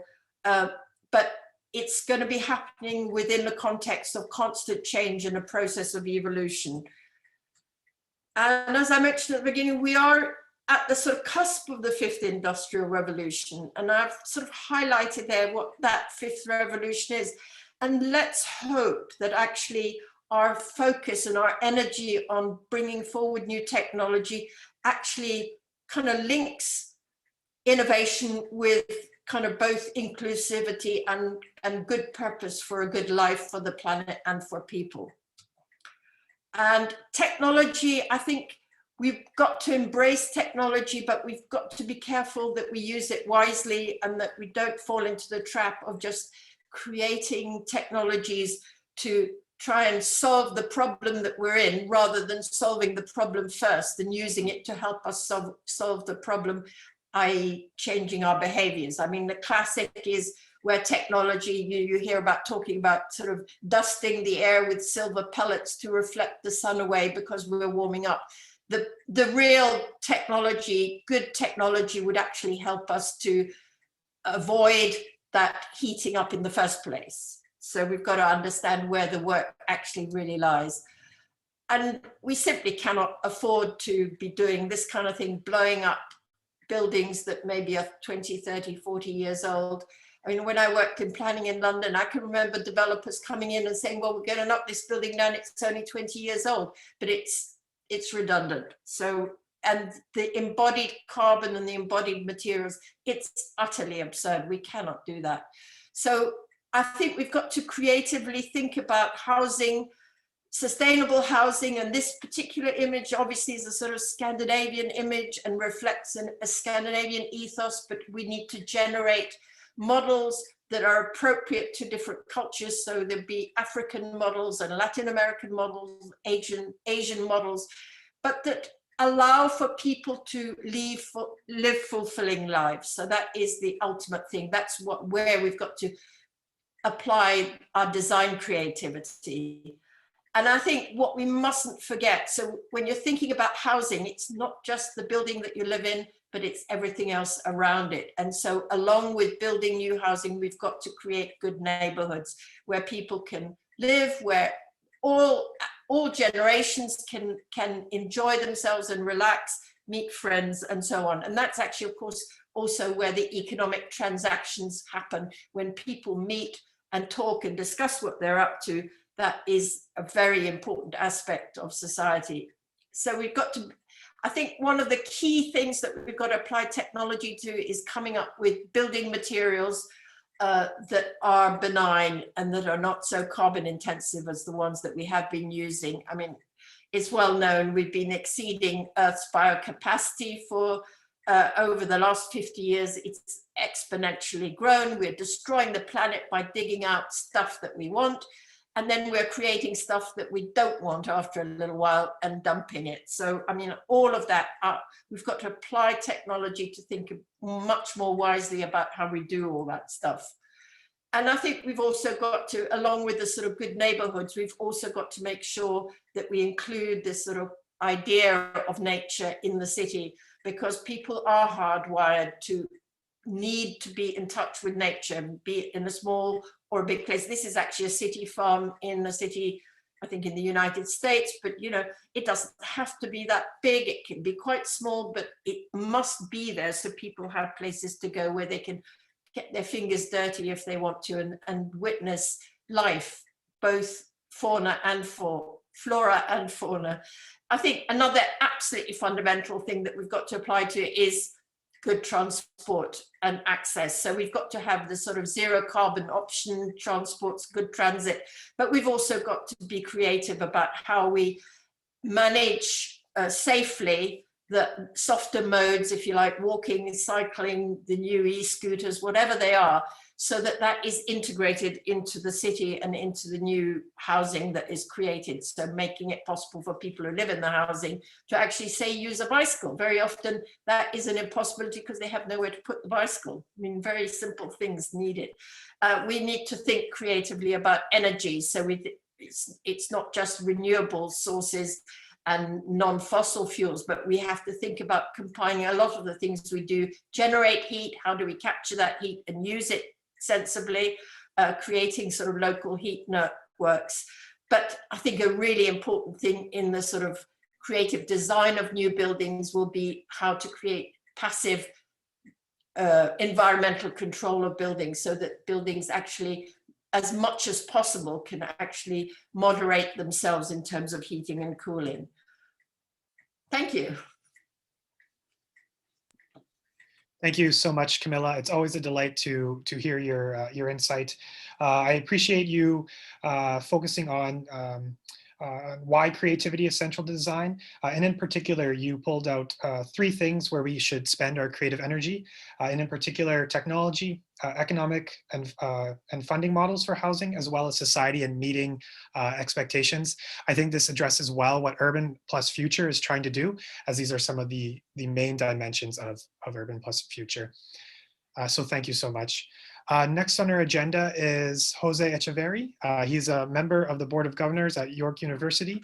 As well, his academic research focuses on renewable energy technology transfer, knowledge mobilization techniques, climate change mitigation, and sustainable energy policies. Jose, the floor is yours. Thank you, Alex. Can you hear me okay? Yes. All right. Well, thank you so much, everybody, for this amazing meeting. When I prepared for it, you know, I was very surprised to again listen to this Jethro Tull song called Aqualung. We used to call it Aqualung, where I come from, because when I heard it the first time, I was just a tiny kid, and we didn't know English. So for us, it was more like about a flute player and, you know, some sort of hippie stuff. But then, you know, preparing, because I was really intrigued, right? Why would some do a movie or a new video about Aqualung? And I haven't revisited this in, I don't know, close to 50 years, I think you say, Sam. So to me, in preparing, it's a controversial song, by the way, which I will not go there, because to me, I think what I got out of it, it's what Camila was saying, that it reminds us of the others, right? The people that, you know, are there. They exist, are brothers and sisters, and we don't consider them, we pass through them. And it's important. I think it was a really good move, Sam, so I congratulate you on that. And Camila also spoke about biophilia, which is sort of what I want to tell you, really, because it's not been said, and I'm going to use my 3 minutes left. I have 5 minutes, I guess, probably employed 2 already, to talk to you about the importance of nature for creativity and innovation. So as you can see, I'm not fond of this type of backgrounds, but I put it there so nature can speak for you, as opposed to me. And I've been with the planet as my photo, because the planet needs us to talk, right? So let me summarize how I look at it, using some things that you may have heard a long time, like that song of Jethro Tull. For example, at the personal level, Abraham Maslow taught us a long time ago about a hierarchy of needs, right? I remind you, you took Psychology 101 at some point in school, and I know his theories have been criticized as not being empirically based or strong enough, but I think the point remains, and everybody has touched upon it. Michael did a really good summary of that at more the macro level. So what Maslow taught us is that you need to take care of each other so we can actually be good citizens, in essence. And that means the human needs of everybody need to be taken care of. It's a good prescription, I say, at the personal level. At the macro level, the United Nations Sustainable Development Goals are essential guide to develop good cities, etc. So that's been said by everybody. But to me, what is the source of innovation? What is the source of creativity? And can we nurture that source? And I believe, yeah, we can. And I'm gonna take a chance. I don't know if this is gonna work, but there it is. I hope you can see that. And I want to remind you about this because we're all inside all the time. And if you're lucky, you got something like this close by, but it should not be left to luck. It should be actually designed so we can go to spots like this on a regular basis. And I'm not sure, Alex, where we're at time-wise, but I'm gonna tell you, I put in the chat a link that I really encourage you for your own mental health to look at. It's called Park's Prescriptions, and it basically codifies the necessity to go outside. This is not something that should be disregarded. It's something that will be very good for you, for your family, for your friends.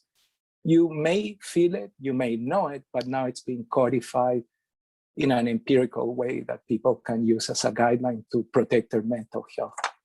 And my last comment, if I'm allowed to make one last comment, Alex, you're the timekeeper. I don't want to take more time than I should, but it's the necessity of integrating the nature experience in everything we do. And you may agree or disagree with it, but that is what I'm doing. I'm trying to codify a way for us to be able to go to nature and as many people as possible in an organized manner to these type of environments that you see in my virtual reality without bringing COVID to the people that live there. Because then we're gonna do harm to the local people, but also we will close permanently a door that needs to be open. We need to have now strategy, and that's what I'm developing right now at York University. I have a work integrated learning grant that allows me to bring the best students to construct this type of entry points to nature. And I think they're the basis of mental health, and more importantly, the seeds of creativity that will be translated in innovation. If you do not experience nature, you're missing what is to be human. And the human created environments that we live on right now, the bulk of them, and that's what Aqualung reminds us, are very mediocre. Were designed at a time where people did not care about each other that much, clearly. Otherwise, they would not have designed it like that. So can you fix it? Heck yeah. And Camila gave us a really nice list. Michael gave us a good set of challenges, but I'm now challenging you all to think about this collectively. How do we organize ourselves as universities, colleges, public health, etc., private sector, NGOs, to ensure that the human experience can again be mediated through protected nature and touch nature. So we can get that sense of that wonder, that joy that nature gives us, you know. And I'm gonna leave it at that, and I'm gonna encourage you to, when this is finished, when you're done with this call and all the other Zoom calls that you must have today, go outside for 20 minutes. Because even the backyard or the park, or if you have something like this close by, will nurture you back to mental health. It will make you whole, and it will inspire you to continue to innovate. And then you'll be ready to be a whole human again. Thank you. Thank you so much, Jose. I think this is a really important message, especially when we're dealing with COVID and we see so many, you know, the urban environment seems to collapse in on us, and we need to find ways to regenerate, reestablish our link to the world. So I think your message is very key. And an interesting juxtapose, actually. Our next speaker, who unfortunately, due to his name is Gary Lumumba. He is a hip hop artist, He was organizing the concert that ran just before this here in Nairobi. Right now in Nairobi, it's about 7 p.m. Due to curfew, which happens very soon, he couldn't come on because power went out, and if he goes anywhere, he'd be arrested. Curfew here is taken quite seriously. So he asked me to, we did get some video footage, and I've actually been posting on Twitter, and I'll post a Twitter handle in the chat later on. But was able before his phone died to do a quick 1 minute interview. But we'd also got a drone for this event, which is I guess the UN is good for something sometimes. And the drone, just to show you some of the shots, and I think it's a really interesting juxtapose against the need for nature and then what I'm going to show you here. So I'm going to do a few shots of just the drone shots of Mathare. Mathare is an informal settlement, second largest informal settlement in Kenya. About 750,000 people, 75% of them under the age of 30, very few public spaces, and a very, very high per square kilometer density rate. So anyways, let me just show you some, you're going to need to share the screen, I guess. Okay, so sharing, and then I'm just, so these are, can everyone see? So these are just some drone shots of Mathare. Again, it's, I'll just let with no sound. I think it'll be an interesting view.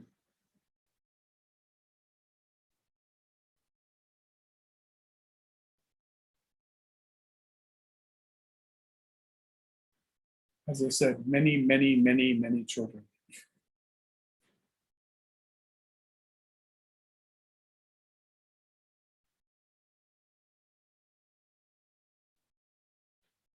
Most of these apartment blocks have no indoor plumbing, no indoor water, and have probably about 7 to 8 people per, say, 10 by 10 room. This is the concert they had. We had it on the roof for COVID reasons and trying to keep everyone safe. So because we couldn't have a large concert. We tell everyone to wear masks, they most of the time do. And these are the different artists that we're getting ready to present. And they were extremely happy to do so. They had a lot of fun, actually. ME stands for Mathare Empire, which is the youth group. And there's, again, many, many, many youth groups that are kind of the core of programming and core of basically community services in the whole, all of Mathare. Hand washing stations, Habitat Norway, which is a partner of ours, UN Habitat. And there's Gary in the middle who's getting down. So let me move over quickly to the video from Gary. He's just going to introduce to you what he did, importance of culture, and such for the community. And sorry for there's no sound, but it was by a drone, so the drone didn't have sound. But this will have sound. If you give me 2 seconds. Click in, and then, so this is Gary. And anyways. Hello everyone, I go by the name Gary. I've been coordinating for today's event. Today we were celebrating the creatives and the innovators. It's World Creativity and Innovation Day, and it's been a lovely day. We've seen performances from several artists, both male and female, doing diverse things in their field. It's been a good occasion, and we need more of this. The creatives are being ignored.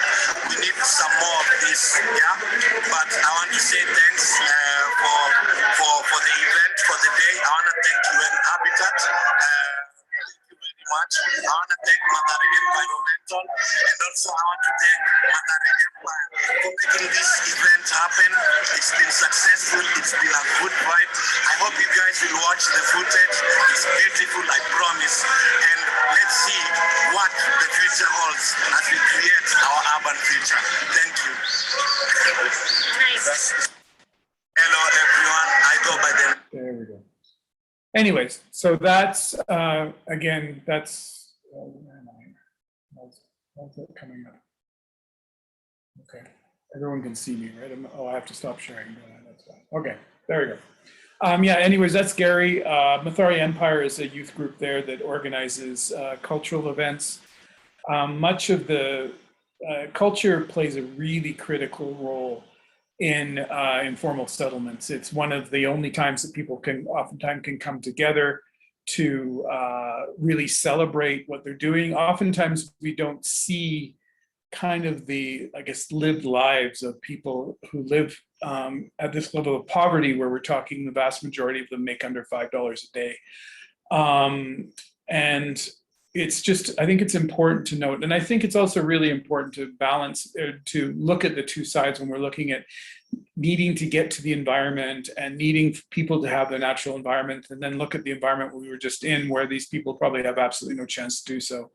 I think we need to really oftentimes ask questions of who can access environment and what can we do in these informal settlements, which are so massive. I mean, 750,000 people, which Mathari is a small informal settlement globally. If you look at Mumbai, if you look at anything in Nigeria, those are massive, expansive, like almost the size of Canada.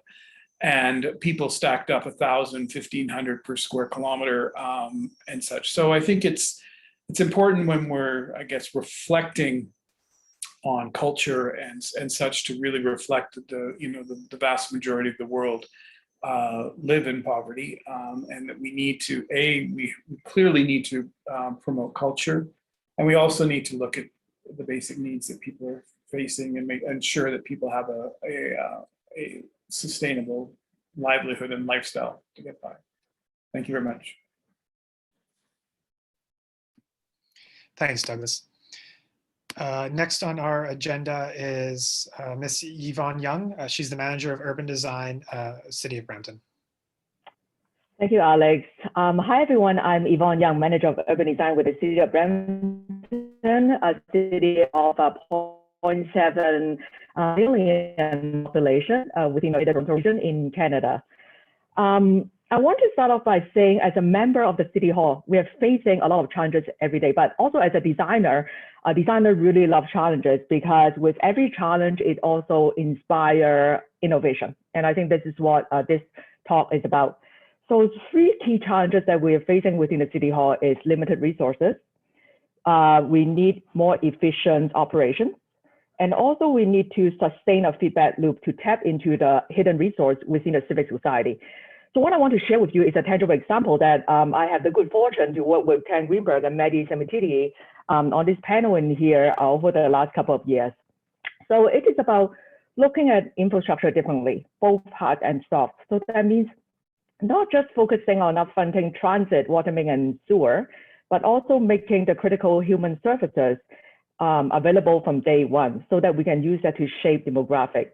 The second thing is that we're looking at resource very, very differently, including the untapped resources, both current and future, both environmental. So there's a lot of talk about the importance of getting access to nature for cognitive performance and other matters, but also human resources too. So thinking about how we can shape the future demographic to be a lot more competitive. And then lastly, I want to share with you a very tangible example of how we are using the design prototyping and using that to generate a whole wealth of resource that wasn't exist before. And the mechanism to do it is helping people to color beyond the lines, giving them the tools that they can solve multiple problems at the same time. And this is something that Mitch has shared in the opening remarks. So I'm going to do a share screen, and I want to give you some of the field background. So what's shown on screen here is a vision that is endorsed by our City Council back in 2018, and primarily is looking at making a major shift from a car-oriented environment that is very manufacturing focused to a city of transit-oriented communities. So this is a really big fundamental shift, but also at the same time, in using that to address 3 key bottom lines. So we're using this to also changing the way how we operate within the City Hall. For example, for health, we're looking at a population where 60% they are considered obese or overweight. So we're now working really closely with public health office in all the matters that we're doing in design planning, particularly ensuring there is equitable access to open spaces. For social, we're looking at 55% bonds outside of Canada, and the city is also considered as one of the most diverse, growing the fastest within Ontario at 3 times the standard. So that means we are focusing on creating innovation district. We're trying to make this city into a collective landing ground for the new population. And then lastly, for economic development is that we're focusing on the young population. So what is interesting is that 40% of our population are under 29 years old. So we're focusing on working with the school board and different agencies together to create a well-educated population through providing opportunity for global competency. So this is really reshaping how we are doing the operation within and also outside City Hall. The next slide I want to show to you is one of the key fundamentals that we find that can potentially be served as a prototype to repeat across the city region is trying to find a way to remove the need of a car and fundamentally providing people with the freedom to travel around and getting connected. So it's looking at a 20-minute walkable neighborhood and also looking at resources differently. So we're focusing on working with a conservation authority and finding a way to tap into the creek-to-creek connection and using that as an example to show how across the region, when all the connection is north to south, how we can very intentionally creating equitable access and of this nature through creating these creek-to-creek connection. So what's shown on screen in here is a very interesting test case that we're now working with different stakeholders, particularly using this to help people to understand a clear vision from day one.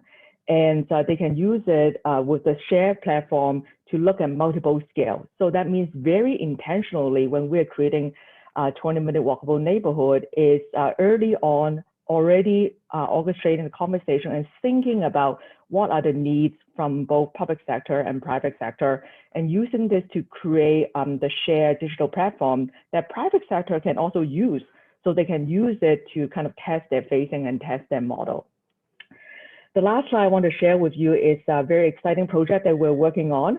It's called the Urban Community Hub. And what is interesting about this approach is that we are really focusing on color beyond the lines, thinking about education as a way to provide lifelong learning and on-site working, looking at providing walking school bus so we can eliminate the need of a car together. Looking at opportunity to improve affordability and by creating really tangible opportunity for people to get training, really enriching the education, the traditional K-12 education providing by the school board, by using this as a platform to plug in post-secondary education, to plug in the civic society, to plug in also entrepreneurship, and using this to generate a whole new wealth of resource. So this is an example of showing how within the City Hall, we're also trying to use design thinking to innovate, and particularly the power of using design prototype. What we find is that traditionally when we are in a meeting setting, if it is just words, it's very hard for people to find a way to contribute, but this mechanism is working really well. So thank you for having me. Thanks, Yvonne. We have about 15 minutes left and 4 speakers left to go through. So everyone please be aware of time. So next is Saram Natnyaran, who is an independent consultant and expert on food security and urban agriculture. Hello, can you hear me? Yes. Thank you, Krishnan and the Urban Economy Forum for having me once again to raise a few issues about food, nutrition, urban food security, and the need for plan design for urban agriculture wherever it is possible in urban areas. I have a share screen, if I may. How do you do that?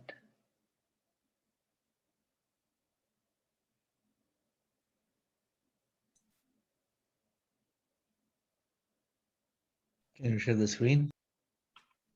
Yeah.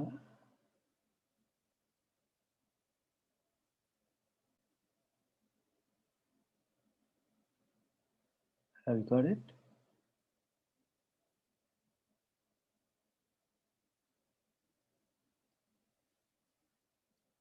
Is it there?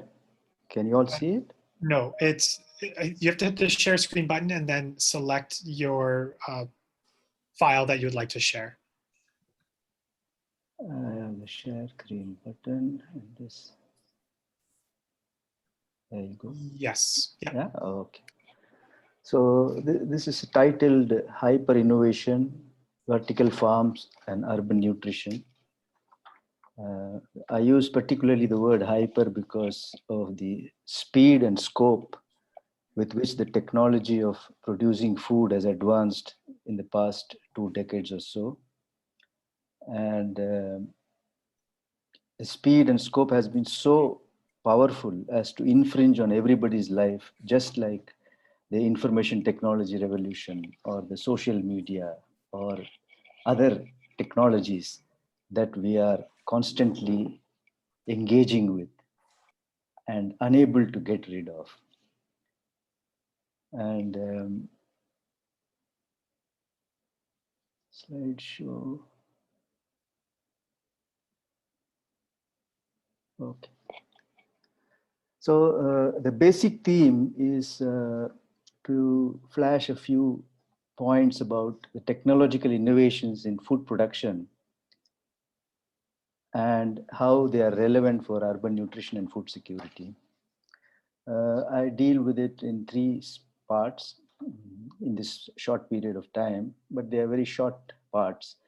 One is the background that we are going through, the unfolding pandemic with no end in sight, and how the new vertical farm technology revolution is shaping and impinging on urban nutrition and food security. And a few words about Shanghai, where there is a new district has been created with very ultra modern vertical farming space coinciding with work, life, and leisure.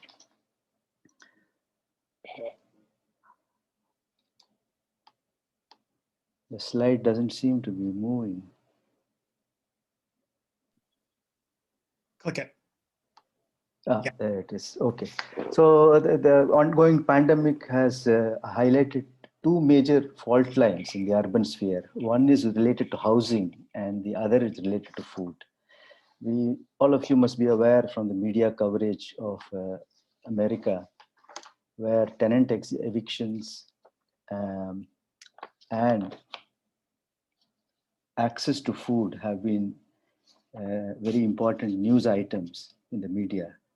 And millions are threatened by these twin emergencies of the fear of eviction from households, of their houses, and unable to afford food. These 2 emergencies are, however, derived consequences, or they are fallout from the direct effects of the pandemic-induced lockdowns on employment, incomes, and livelihoods.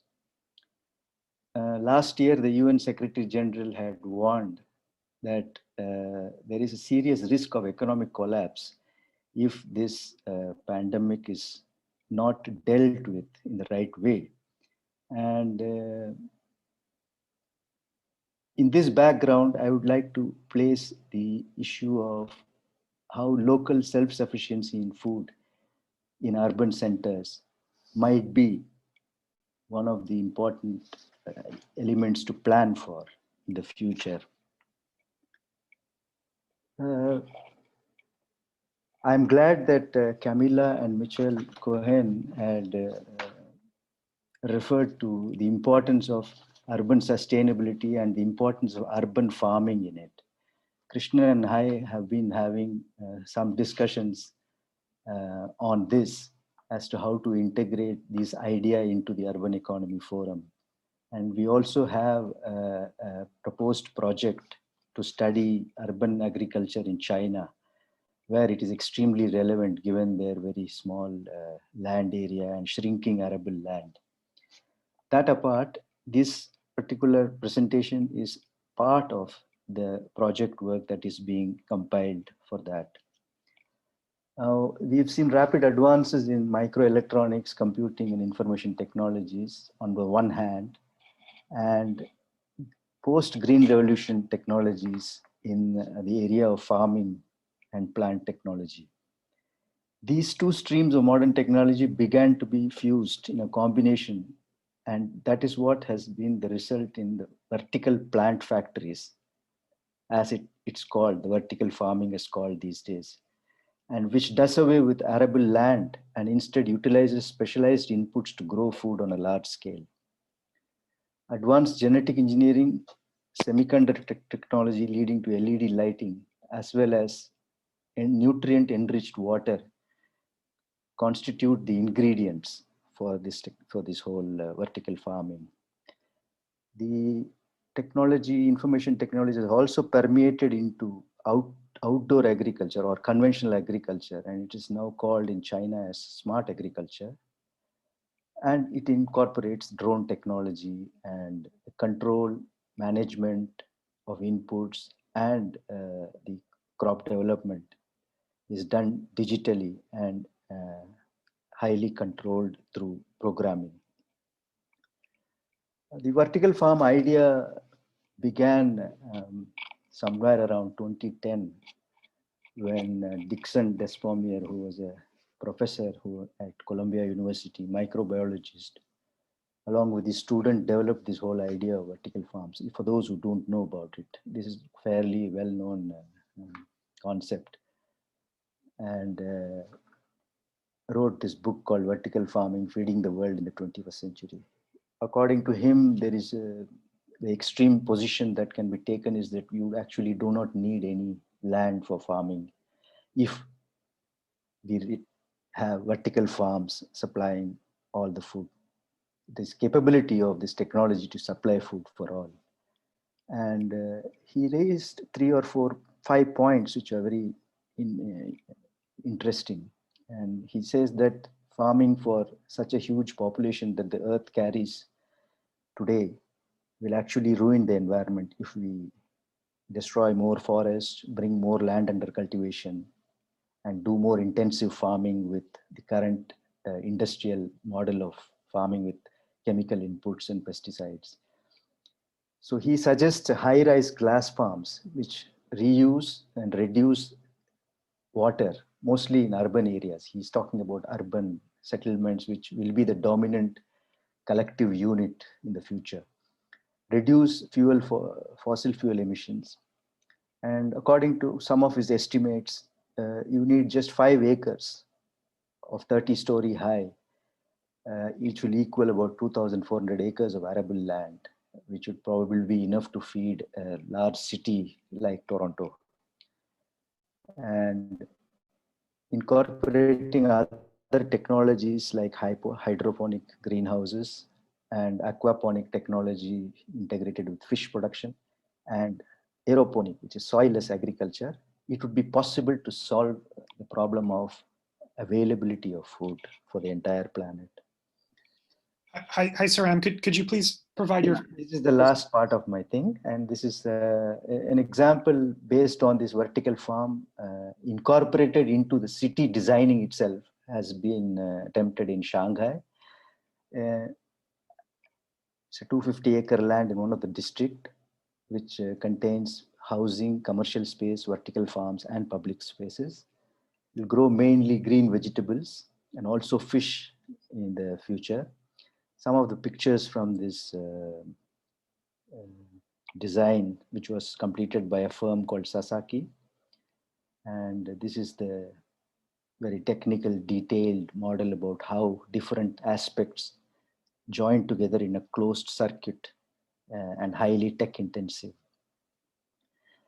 And so that was the illustration about that. But there are many other cities in the world which are mostly wealthy cities, have already very well developed vertical farms and urban farming. And the high costs prohibit smaller regions to adopt. But there is also the agroecology movement, which is gaining momentum, which is recommending a going back to natural farming.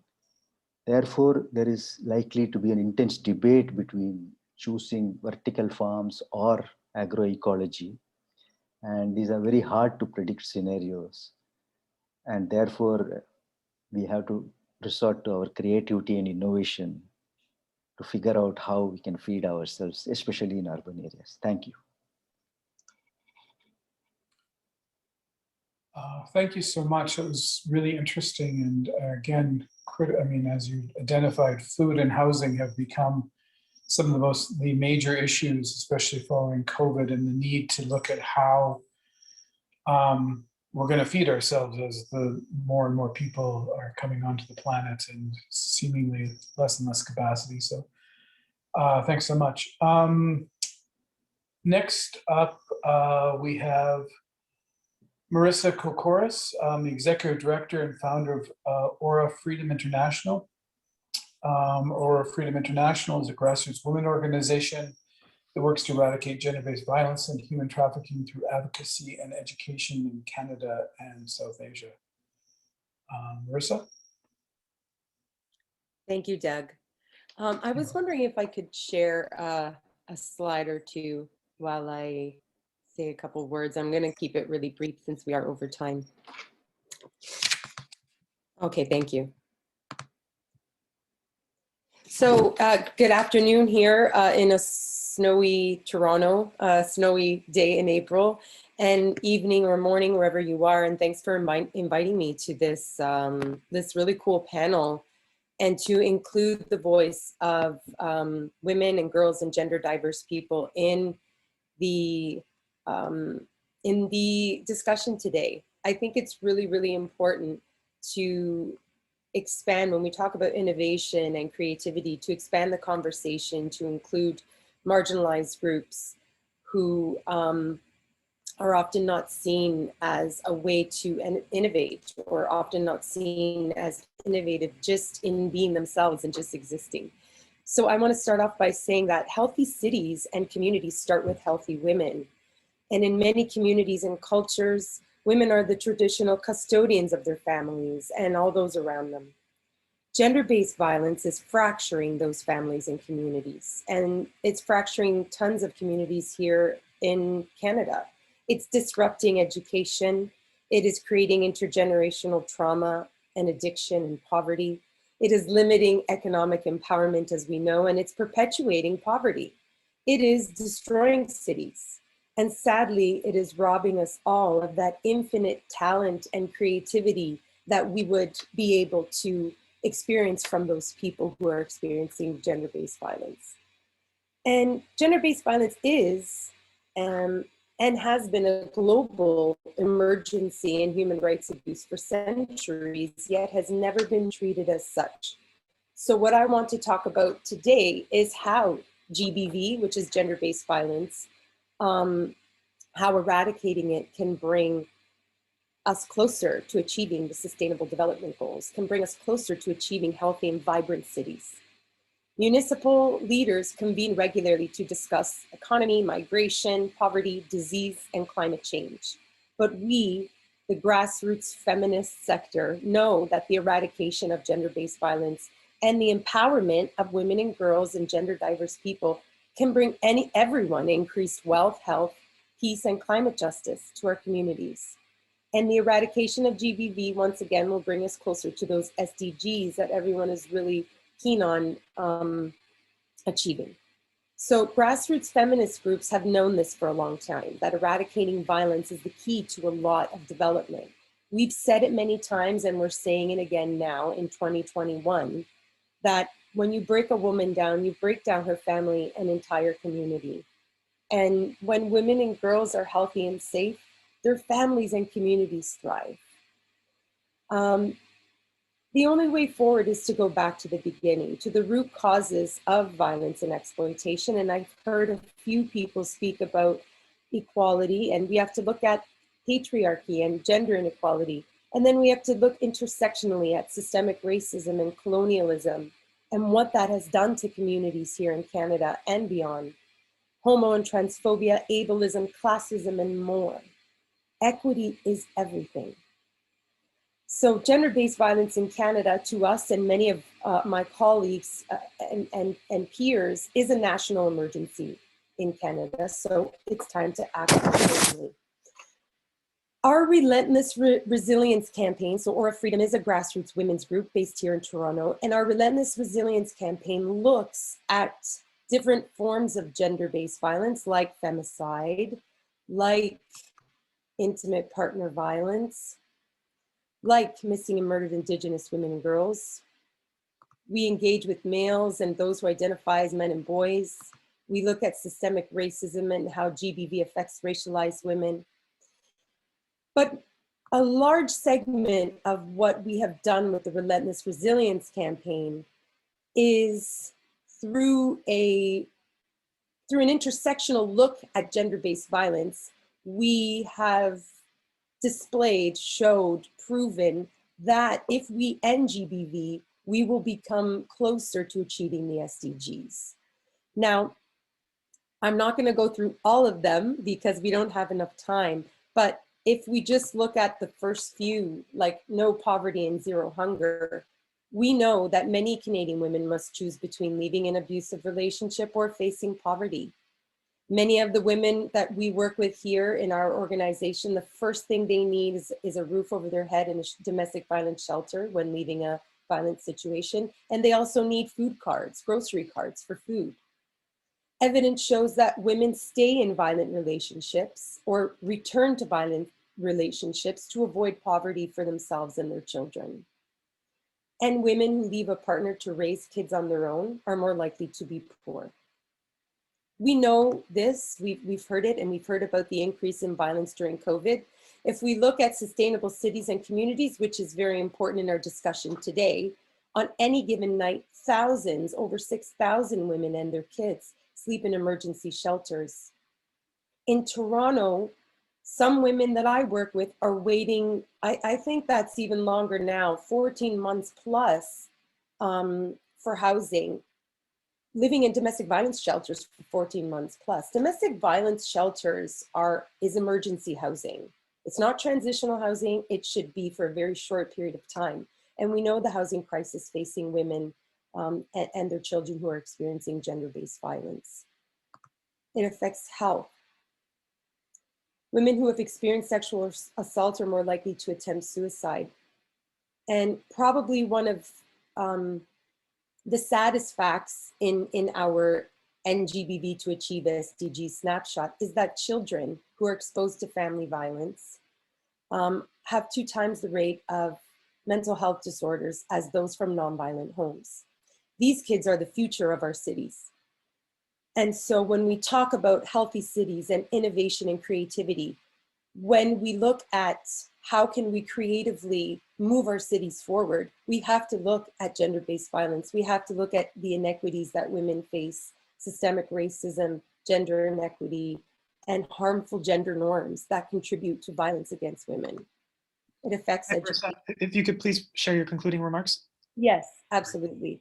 So our concluding remarks, as you can see, is just that ending gender-based violence will benefit everyone, and that ending GBV will get our post-COVID cities and countries back on track. Thank you for inviting me here today. Thank you, Marissa, and my apologies for cutting you off there. Next on our agenda is Sean Tusi. He's the principal architect and member of a Forbes magazine council. He's also the co-founder of Globe3D.com, creating digital merchandise and software solutions for multimedia technologies. Sean, go ahead. Thank you so much, Alex, and greetings to all the members.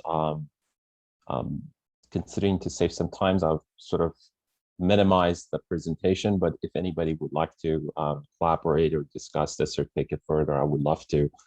Feel free to reach out to me. I'll put my information in the chat, and feel free to reach out. I would like to discuss it with anybody who's interested to do more brainstorming. So my talk is more about the effects of remote work and virtual interaction that came with it, and how it's going to change urbanism, our personal behavior, and how it's going to bring new technologies in the future. So remote work and virtual events like what we have today have been one of the largest outcomes of this pandemic. And I believe the impact is going to continue past the COVID era. While remote work may seem a small change in our lives, it will have a huge impact on the way we will interact with the world. It is already changing our daily habits. My kids used to go to a physical piano class. Now they're going to virtual, and we're thinking we're not going to go back to the physical, even if the pandemic is done, because it is more convenient. Housing patterns have changed. People are sort of avoiding downtown and going to suburban areas. Commercial and residential real estate are changing. And in general, urban design of the cities are changing because of this. And I believe, while it might be a little bit of reduction, but this is the direction that probably the future is going to be. So the change doesn't stop here, though. Remote work is changing our interaction with the world, and it is fast-tracking us to a world of virtual interactions. The World Wide Web has been around for 30 years, and as the world is offering more ways to interact virtually for our everyday interaction at work or personal life, ways to establish trust is a very important part of that. I don't think we would really easily get comfortable working remotely and trust our colleagues during pandemic if it wasn't of the history of the trust we had with them before the pandemic. So if we agree that the trust is fundamental base for any most of the interactions, then the question becomes, how are we going to create it in a digital world of VR and AR, where people can choose to be anyone? And that, I believe, is going to be a huge challenge facing cities, facing companies, and at the same time, it would be a great challenge. My prediction is that the future of interaction will be more and more virtual, especially with the rise of augmented reality and virtual reality and what they can really provide and bring in. So this is going to bring a lot of opportunities, new companies, startups, especially for developing countries.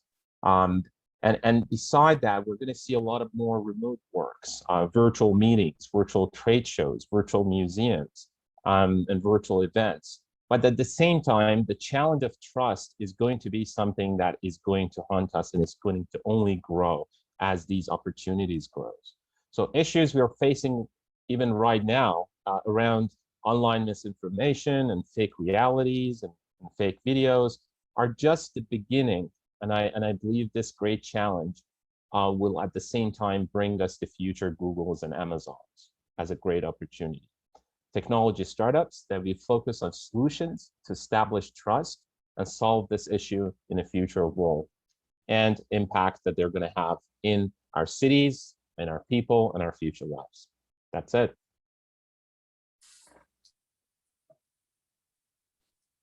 Thanks so much. I mean, I think you speak to all of us, and we all fully understand when we're talking about living on Zoom. It seems to be a 12-hour, 24-hour sometimes life. But thank you for, I think it was really important points. Our last speaker is Sam Changini, is an independent filmmaker and CEO of Sam Picture Productions. And I invite him to have the floor. Thank you very much, Alex. It's really a pleasure being here. I would like to share a screen again and see if I can go through my PowerPoint here. Would you allow me, please?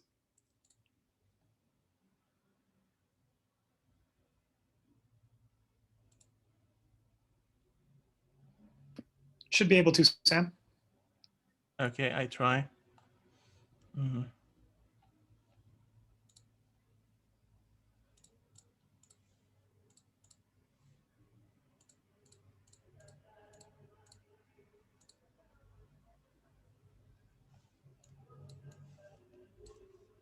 I don't know what's wrong with this, but here we go. Can you see now? Yes, sir. Okay, good. Thank you. So my name is Sam Cegini, and I'm an independent filmmaker, animator, and graphic designer.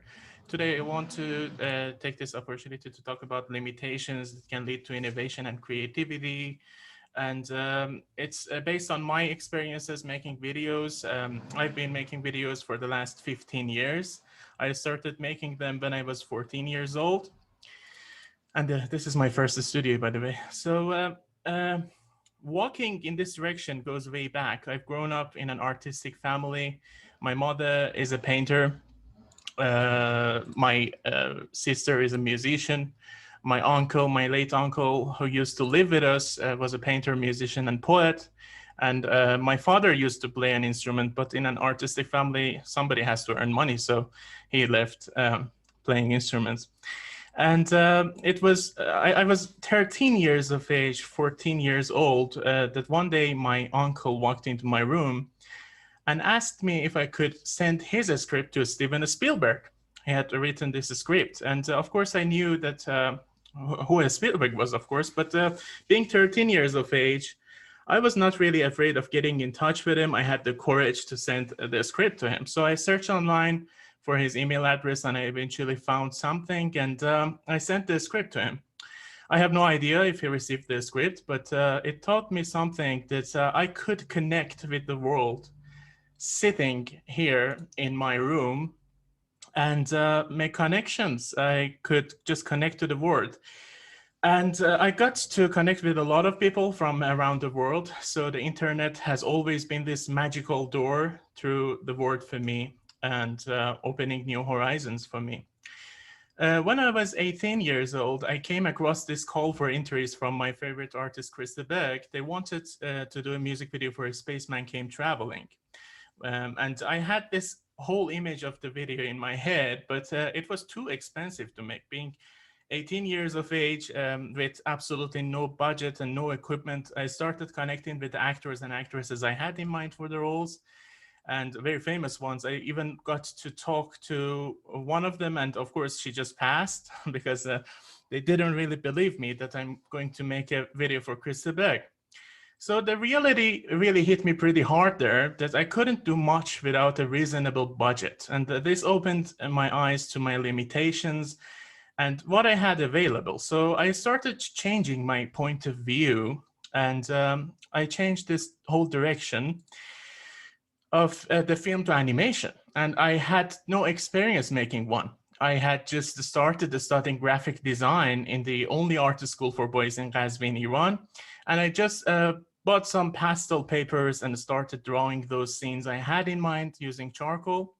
And for putting them into the computer, I had no scanner, and there were no smartphones yet. So I used my Sony Ericsson phone to take pictures of those drawings and put them into the computer, and put them into the computer to just start messing around with the software, trying to add some motion to my drawings and make the video out of it. It turned out to be video art more than an animation, you know. I learned that I must use whatever I have available to deliver those ideas. That's the important part. So to just make them alive. And I even started searching for sponsors to make this video. I was fortunate enough to work with the International Architecture Research Association at the time. And it was just, I was really lucky to be there, being in this international atmosphere. And as I mentioned earlier, I was filming the sessions, these inspiring panels for UN Habitat. And Mr. Pourvazir may remember the day that I presented my first ever PowerPoint to show my proposal to ask him sponsor my first video project. I eventually submitted the video to the competition. It did not win the competition, but later it was screened in another competition in Isfahan Contemporary Museum of Arts. This is my picture at one of the events recording the video, and this is my presentation to IRA. And this was the result. This was the result of the video, which was then screened at the Isfahan Contemporary Museum of Arts. And So later it was screened in another competition, and then it led to connecting me with the guitarist of Chris de Burgh, because he had seen the video and he had liked it very much. So I learned something new there, that even though I didn't win the competition, I was happy to use my creativity to build the contacts and move forward, just to create something new out of it. That's how I met Lyndon Island, the famous Dutch musician and folk singer, songwriter, whom I'm very happy to call my dearest friend today. And she watched the video, and she was the first artist who trusted me to make my first video for one of her songs. And that's how I got to make Traveler, my first animation. And it was my first animation, and took me a year to figure out how to make one. And I had no idea how to make an animation. I just started learning and did the entire video with errors and tutorials. I even invented my own way of making an animation, which was really time consuming and makes no sense now that I know how to make one, but that's how I managed to make the first one. Eventually, I found myself being a music video director, even though I had no time to continue my studies, which I wish I could have, but it taught me something. That's how I can deal with barriers and limitations and make the best of what I have to give birth to the images I have in mind. I just wanted to give you a background of where I'm coming from. So because I believe I wouldn't be here today if it was not for all those errors, trials and limitations I faced along the way. So today I'm here to speak about my latest experience, Jacko and Jack Check's video for King Crimson's Jacko and Jack Check. I made an animated video for Sir Lenny Henry, produced by legendary British producer Chris Porter back in 2015. This is Chris Porter. And this is Lenny Henry. We made the video called The Cops Don't Know. It was about the Black Lives Matter campaign. And Jacko Jackcheck was the composer of the music and had co-written the song with Lenny. And that's how I met Jacko for the first time. So 5 years later, in 2019, Jacko gets in touch with me and asks if I still make animations. We talked about it, and he informed me he's working on his new solo album, and that's how we started working on The Trouble with Angels. It was a song inspired partly by the Wings of Desire by the German filmmaker Wim Wenders, and it was partly written inspired by this film. So I asked Jacko to send me an invitation letter so I could travel to England for the shooting. But then we totally lost connection because of the protests going on at the time. The government had turned the internet off here. He had to send an invitation in an envelope to post it to me. And I received it after, I guess, 2 weeks. So in the meantime, I had asked my friend in Turkey to inform him why I was not in touch. So I asked my musician friends, Lyndon Island and Bert Ridabus, who happened to have a tour in the UK by the time, to pay a visit to Jacko. So could we move to wrapping up? This is really fascinating, but we have. Yes, of course. I will just pass this very quick. This is my last part of the presentation. So Jacko booked this green screen. He booked the flights, the hotel and everything. We wanted to go to Turkey, to Istanbul, to shoot the video. But at the same time, we wanted to go to the airport to shoot the video, to fly to Istanbul. It was the same day that the tragic plane shooting happened in Tehran, and all flights were canceled. So eventually, Jacko wrote me that we may not be able to do this if we don't do this online. So I understand if we cannot make this video. But eventually with this online, I was sitting here in my studio in Qazvin, and Jacko in the UK, he rented a green screen studio in London. and I had projected the picture on my wall here. And on the other side, the British filmmaker Toby Amis, who was helping us as a cameraman, got the directions from me to then pass on to Jacko via a Bluetooth headphone. And Toby had clamped the phone to the camera, to the monitor of the camera, to enable me see the shots. So that's how I could direct the scenes. And after shooting Jacko, I still needed some more shooting to do.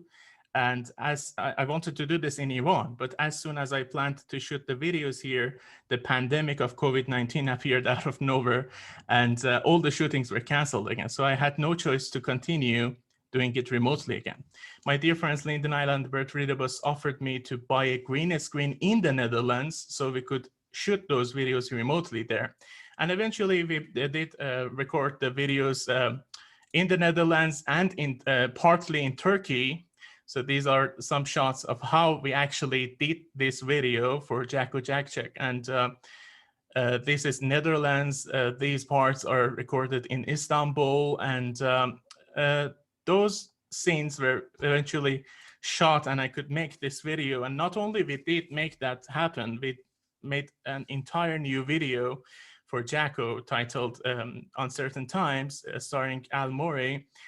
And that's how I met Ian Anderson of Jethro Tull, because Jacko had recommended my videos to Ian Anderson of Jethro Tull. And on the occasion of the 50th anniversary of Akolong, the video that opened this event, we made this video for Jethro Tull. And I just had sent my, I had met Ian Anderson and we discussed the video, and it was premiered on the Rolling Stone later. And I think— Sam, I'm going to have to cut you off there. Yeah. I apologize. Thank you greatly. And maybe you can share your presentation in the chat. I'm sure the speakers and everyone else would be interested. Yes, sure. Just one word to finish my presentation here. It's 2 sentences, please. The 2 end. sentences. Yeah, sure. It's been really surreal for me to, be able to make this, but I don't think that it would be possible without all these limitations. And throughout the way, we turned these barriers into wings for our creativity and innovation. That's why I wanted to take this opportunity today on this special day, to share my experiences with you. Thank you so much. Thank you, Sam. And I apologize for cutting you off there. No worries. So that is our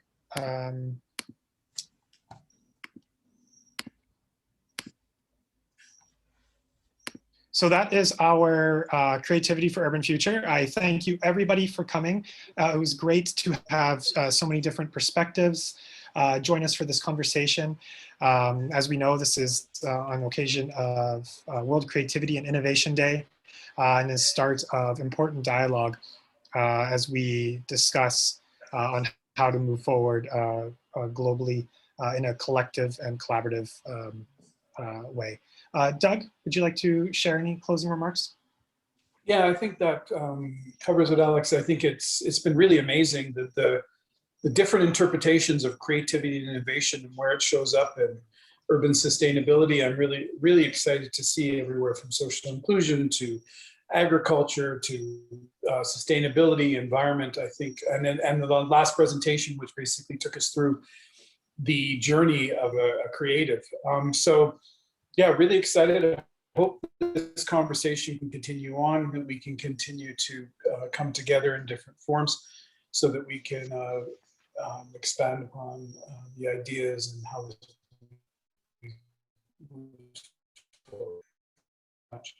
Thank you so much, everyone. Thank you, Douglas, and Alex and Krishnan for moderating this session. Thank you all of the speakers for great highlight.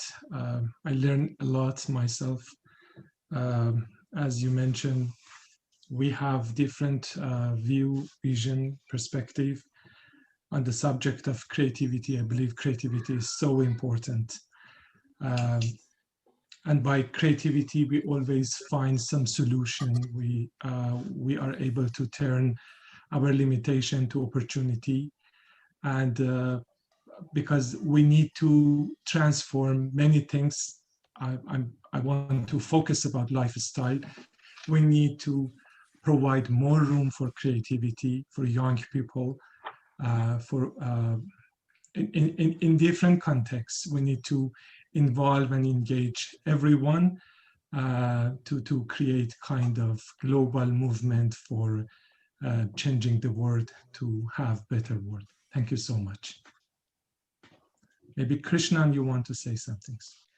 Not really. I just want to thank again everybody. So this important event shows that fast changes happening across the world. So we need to rethink the matter of urban development in a more holistic way, so that the housing and style of the urban future will depend on complex elements. And one of the most important that came to mind was how, for example, one of the SDGs, for example, SDG 5 relating to gender, can indeed impact on all the SDGs, just like SDG 11 impacting everybody else. So it means we need to be innovative in mixing and matching and creating, so what shall I say, synergies across the SDGs, so that we're able to ultimately come up with a world that we all can be happy with, if not now, at least for the next generations. Thank you again. Thank you, everyone. So that concludes our Creativity for Urban Future session. Thank you. Thank you so much. Thanks, everybody. Thanks, everybody. Have a nice afternoon. Bye.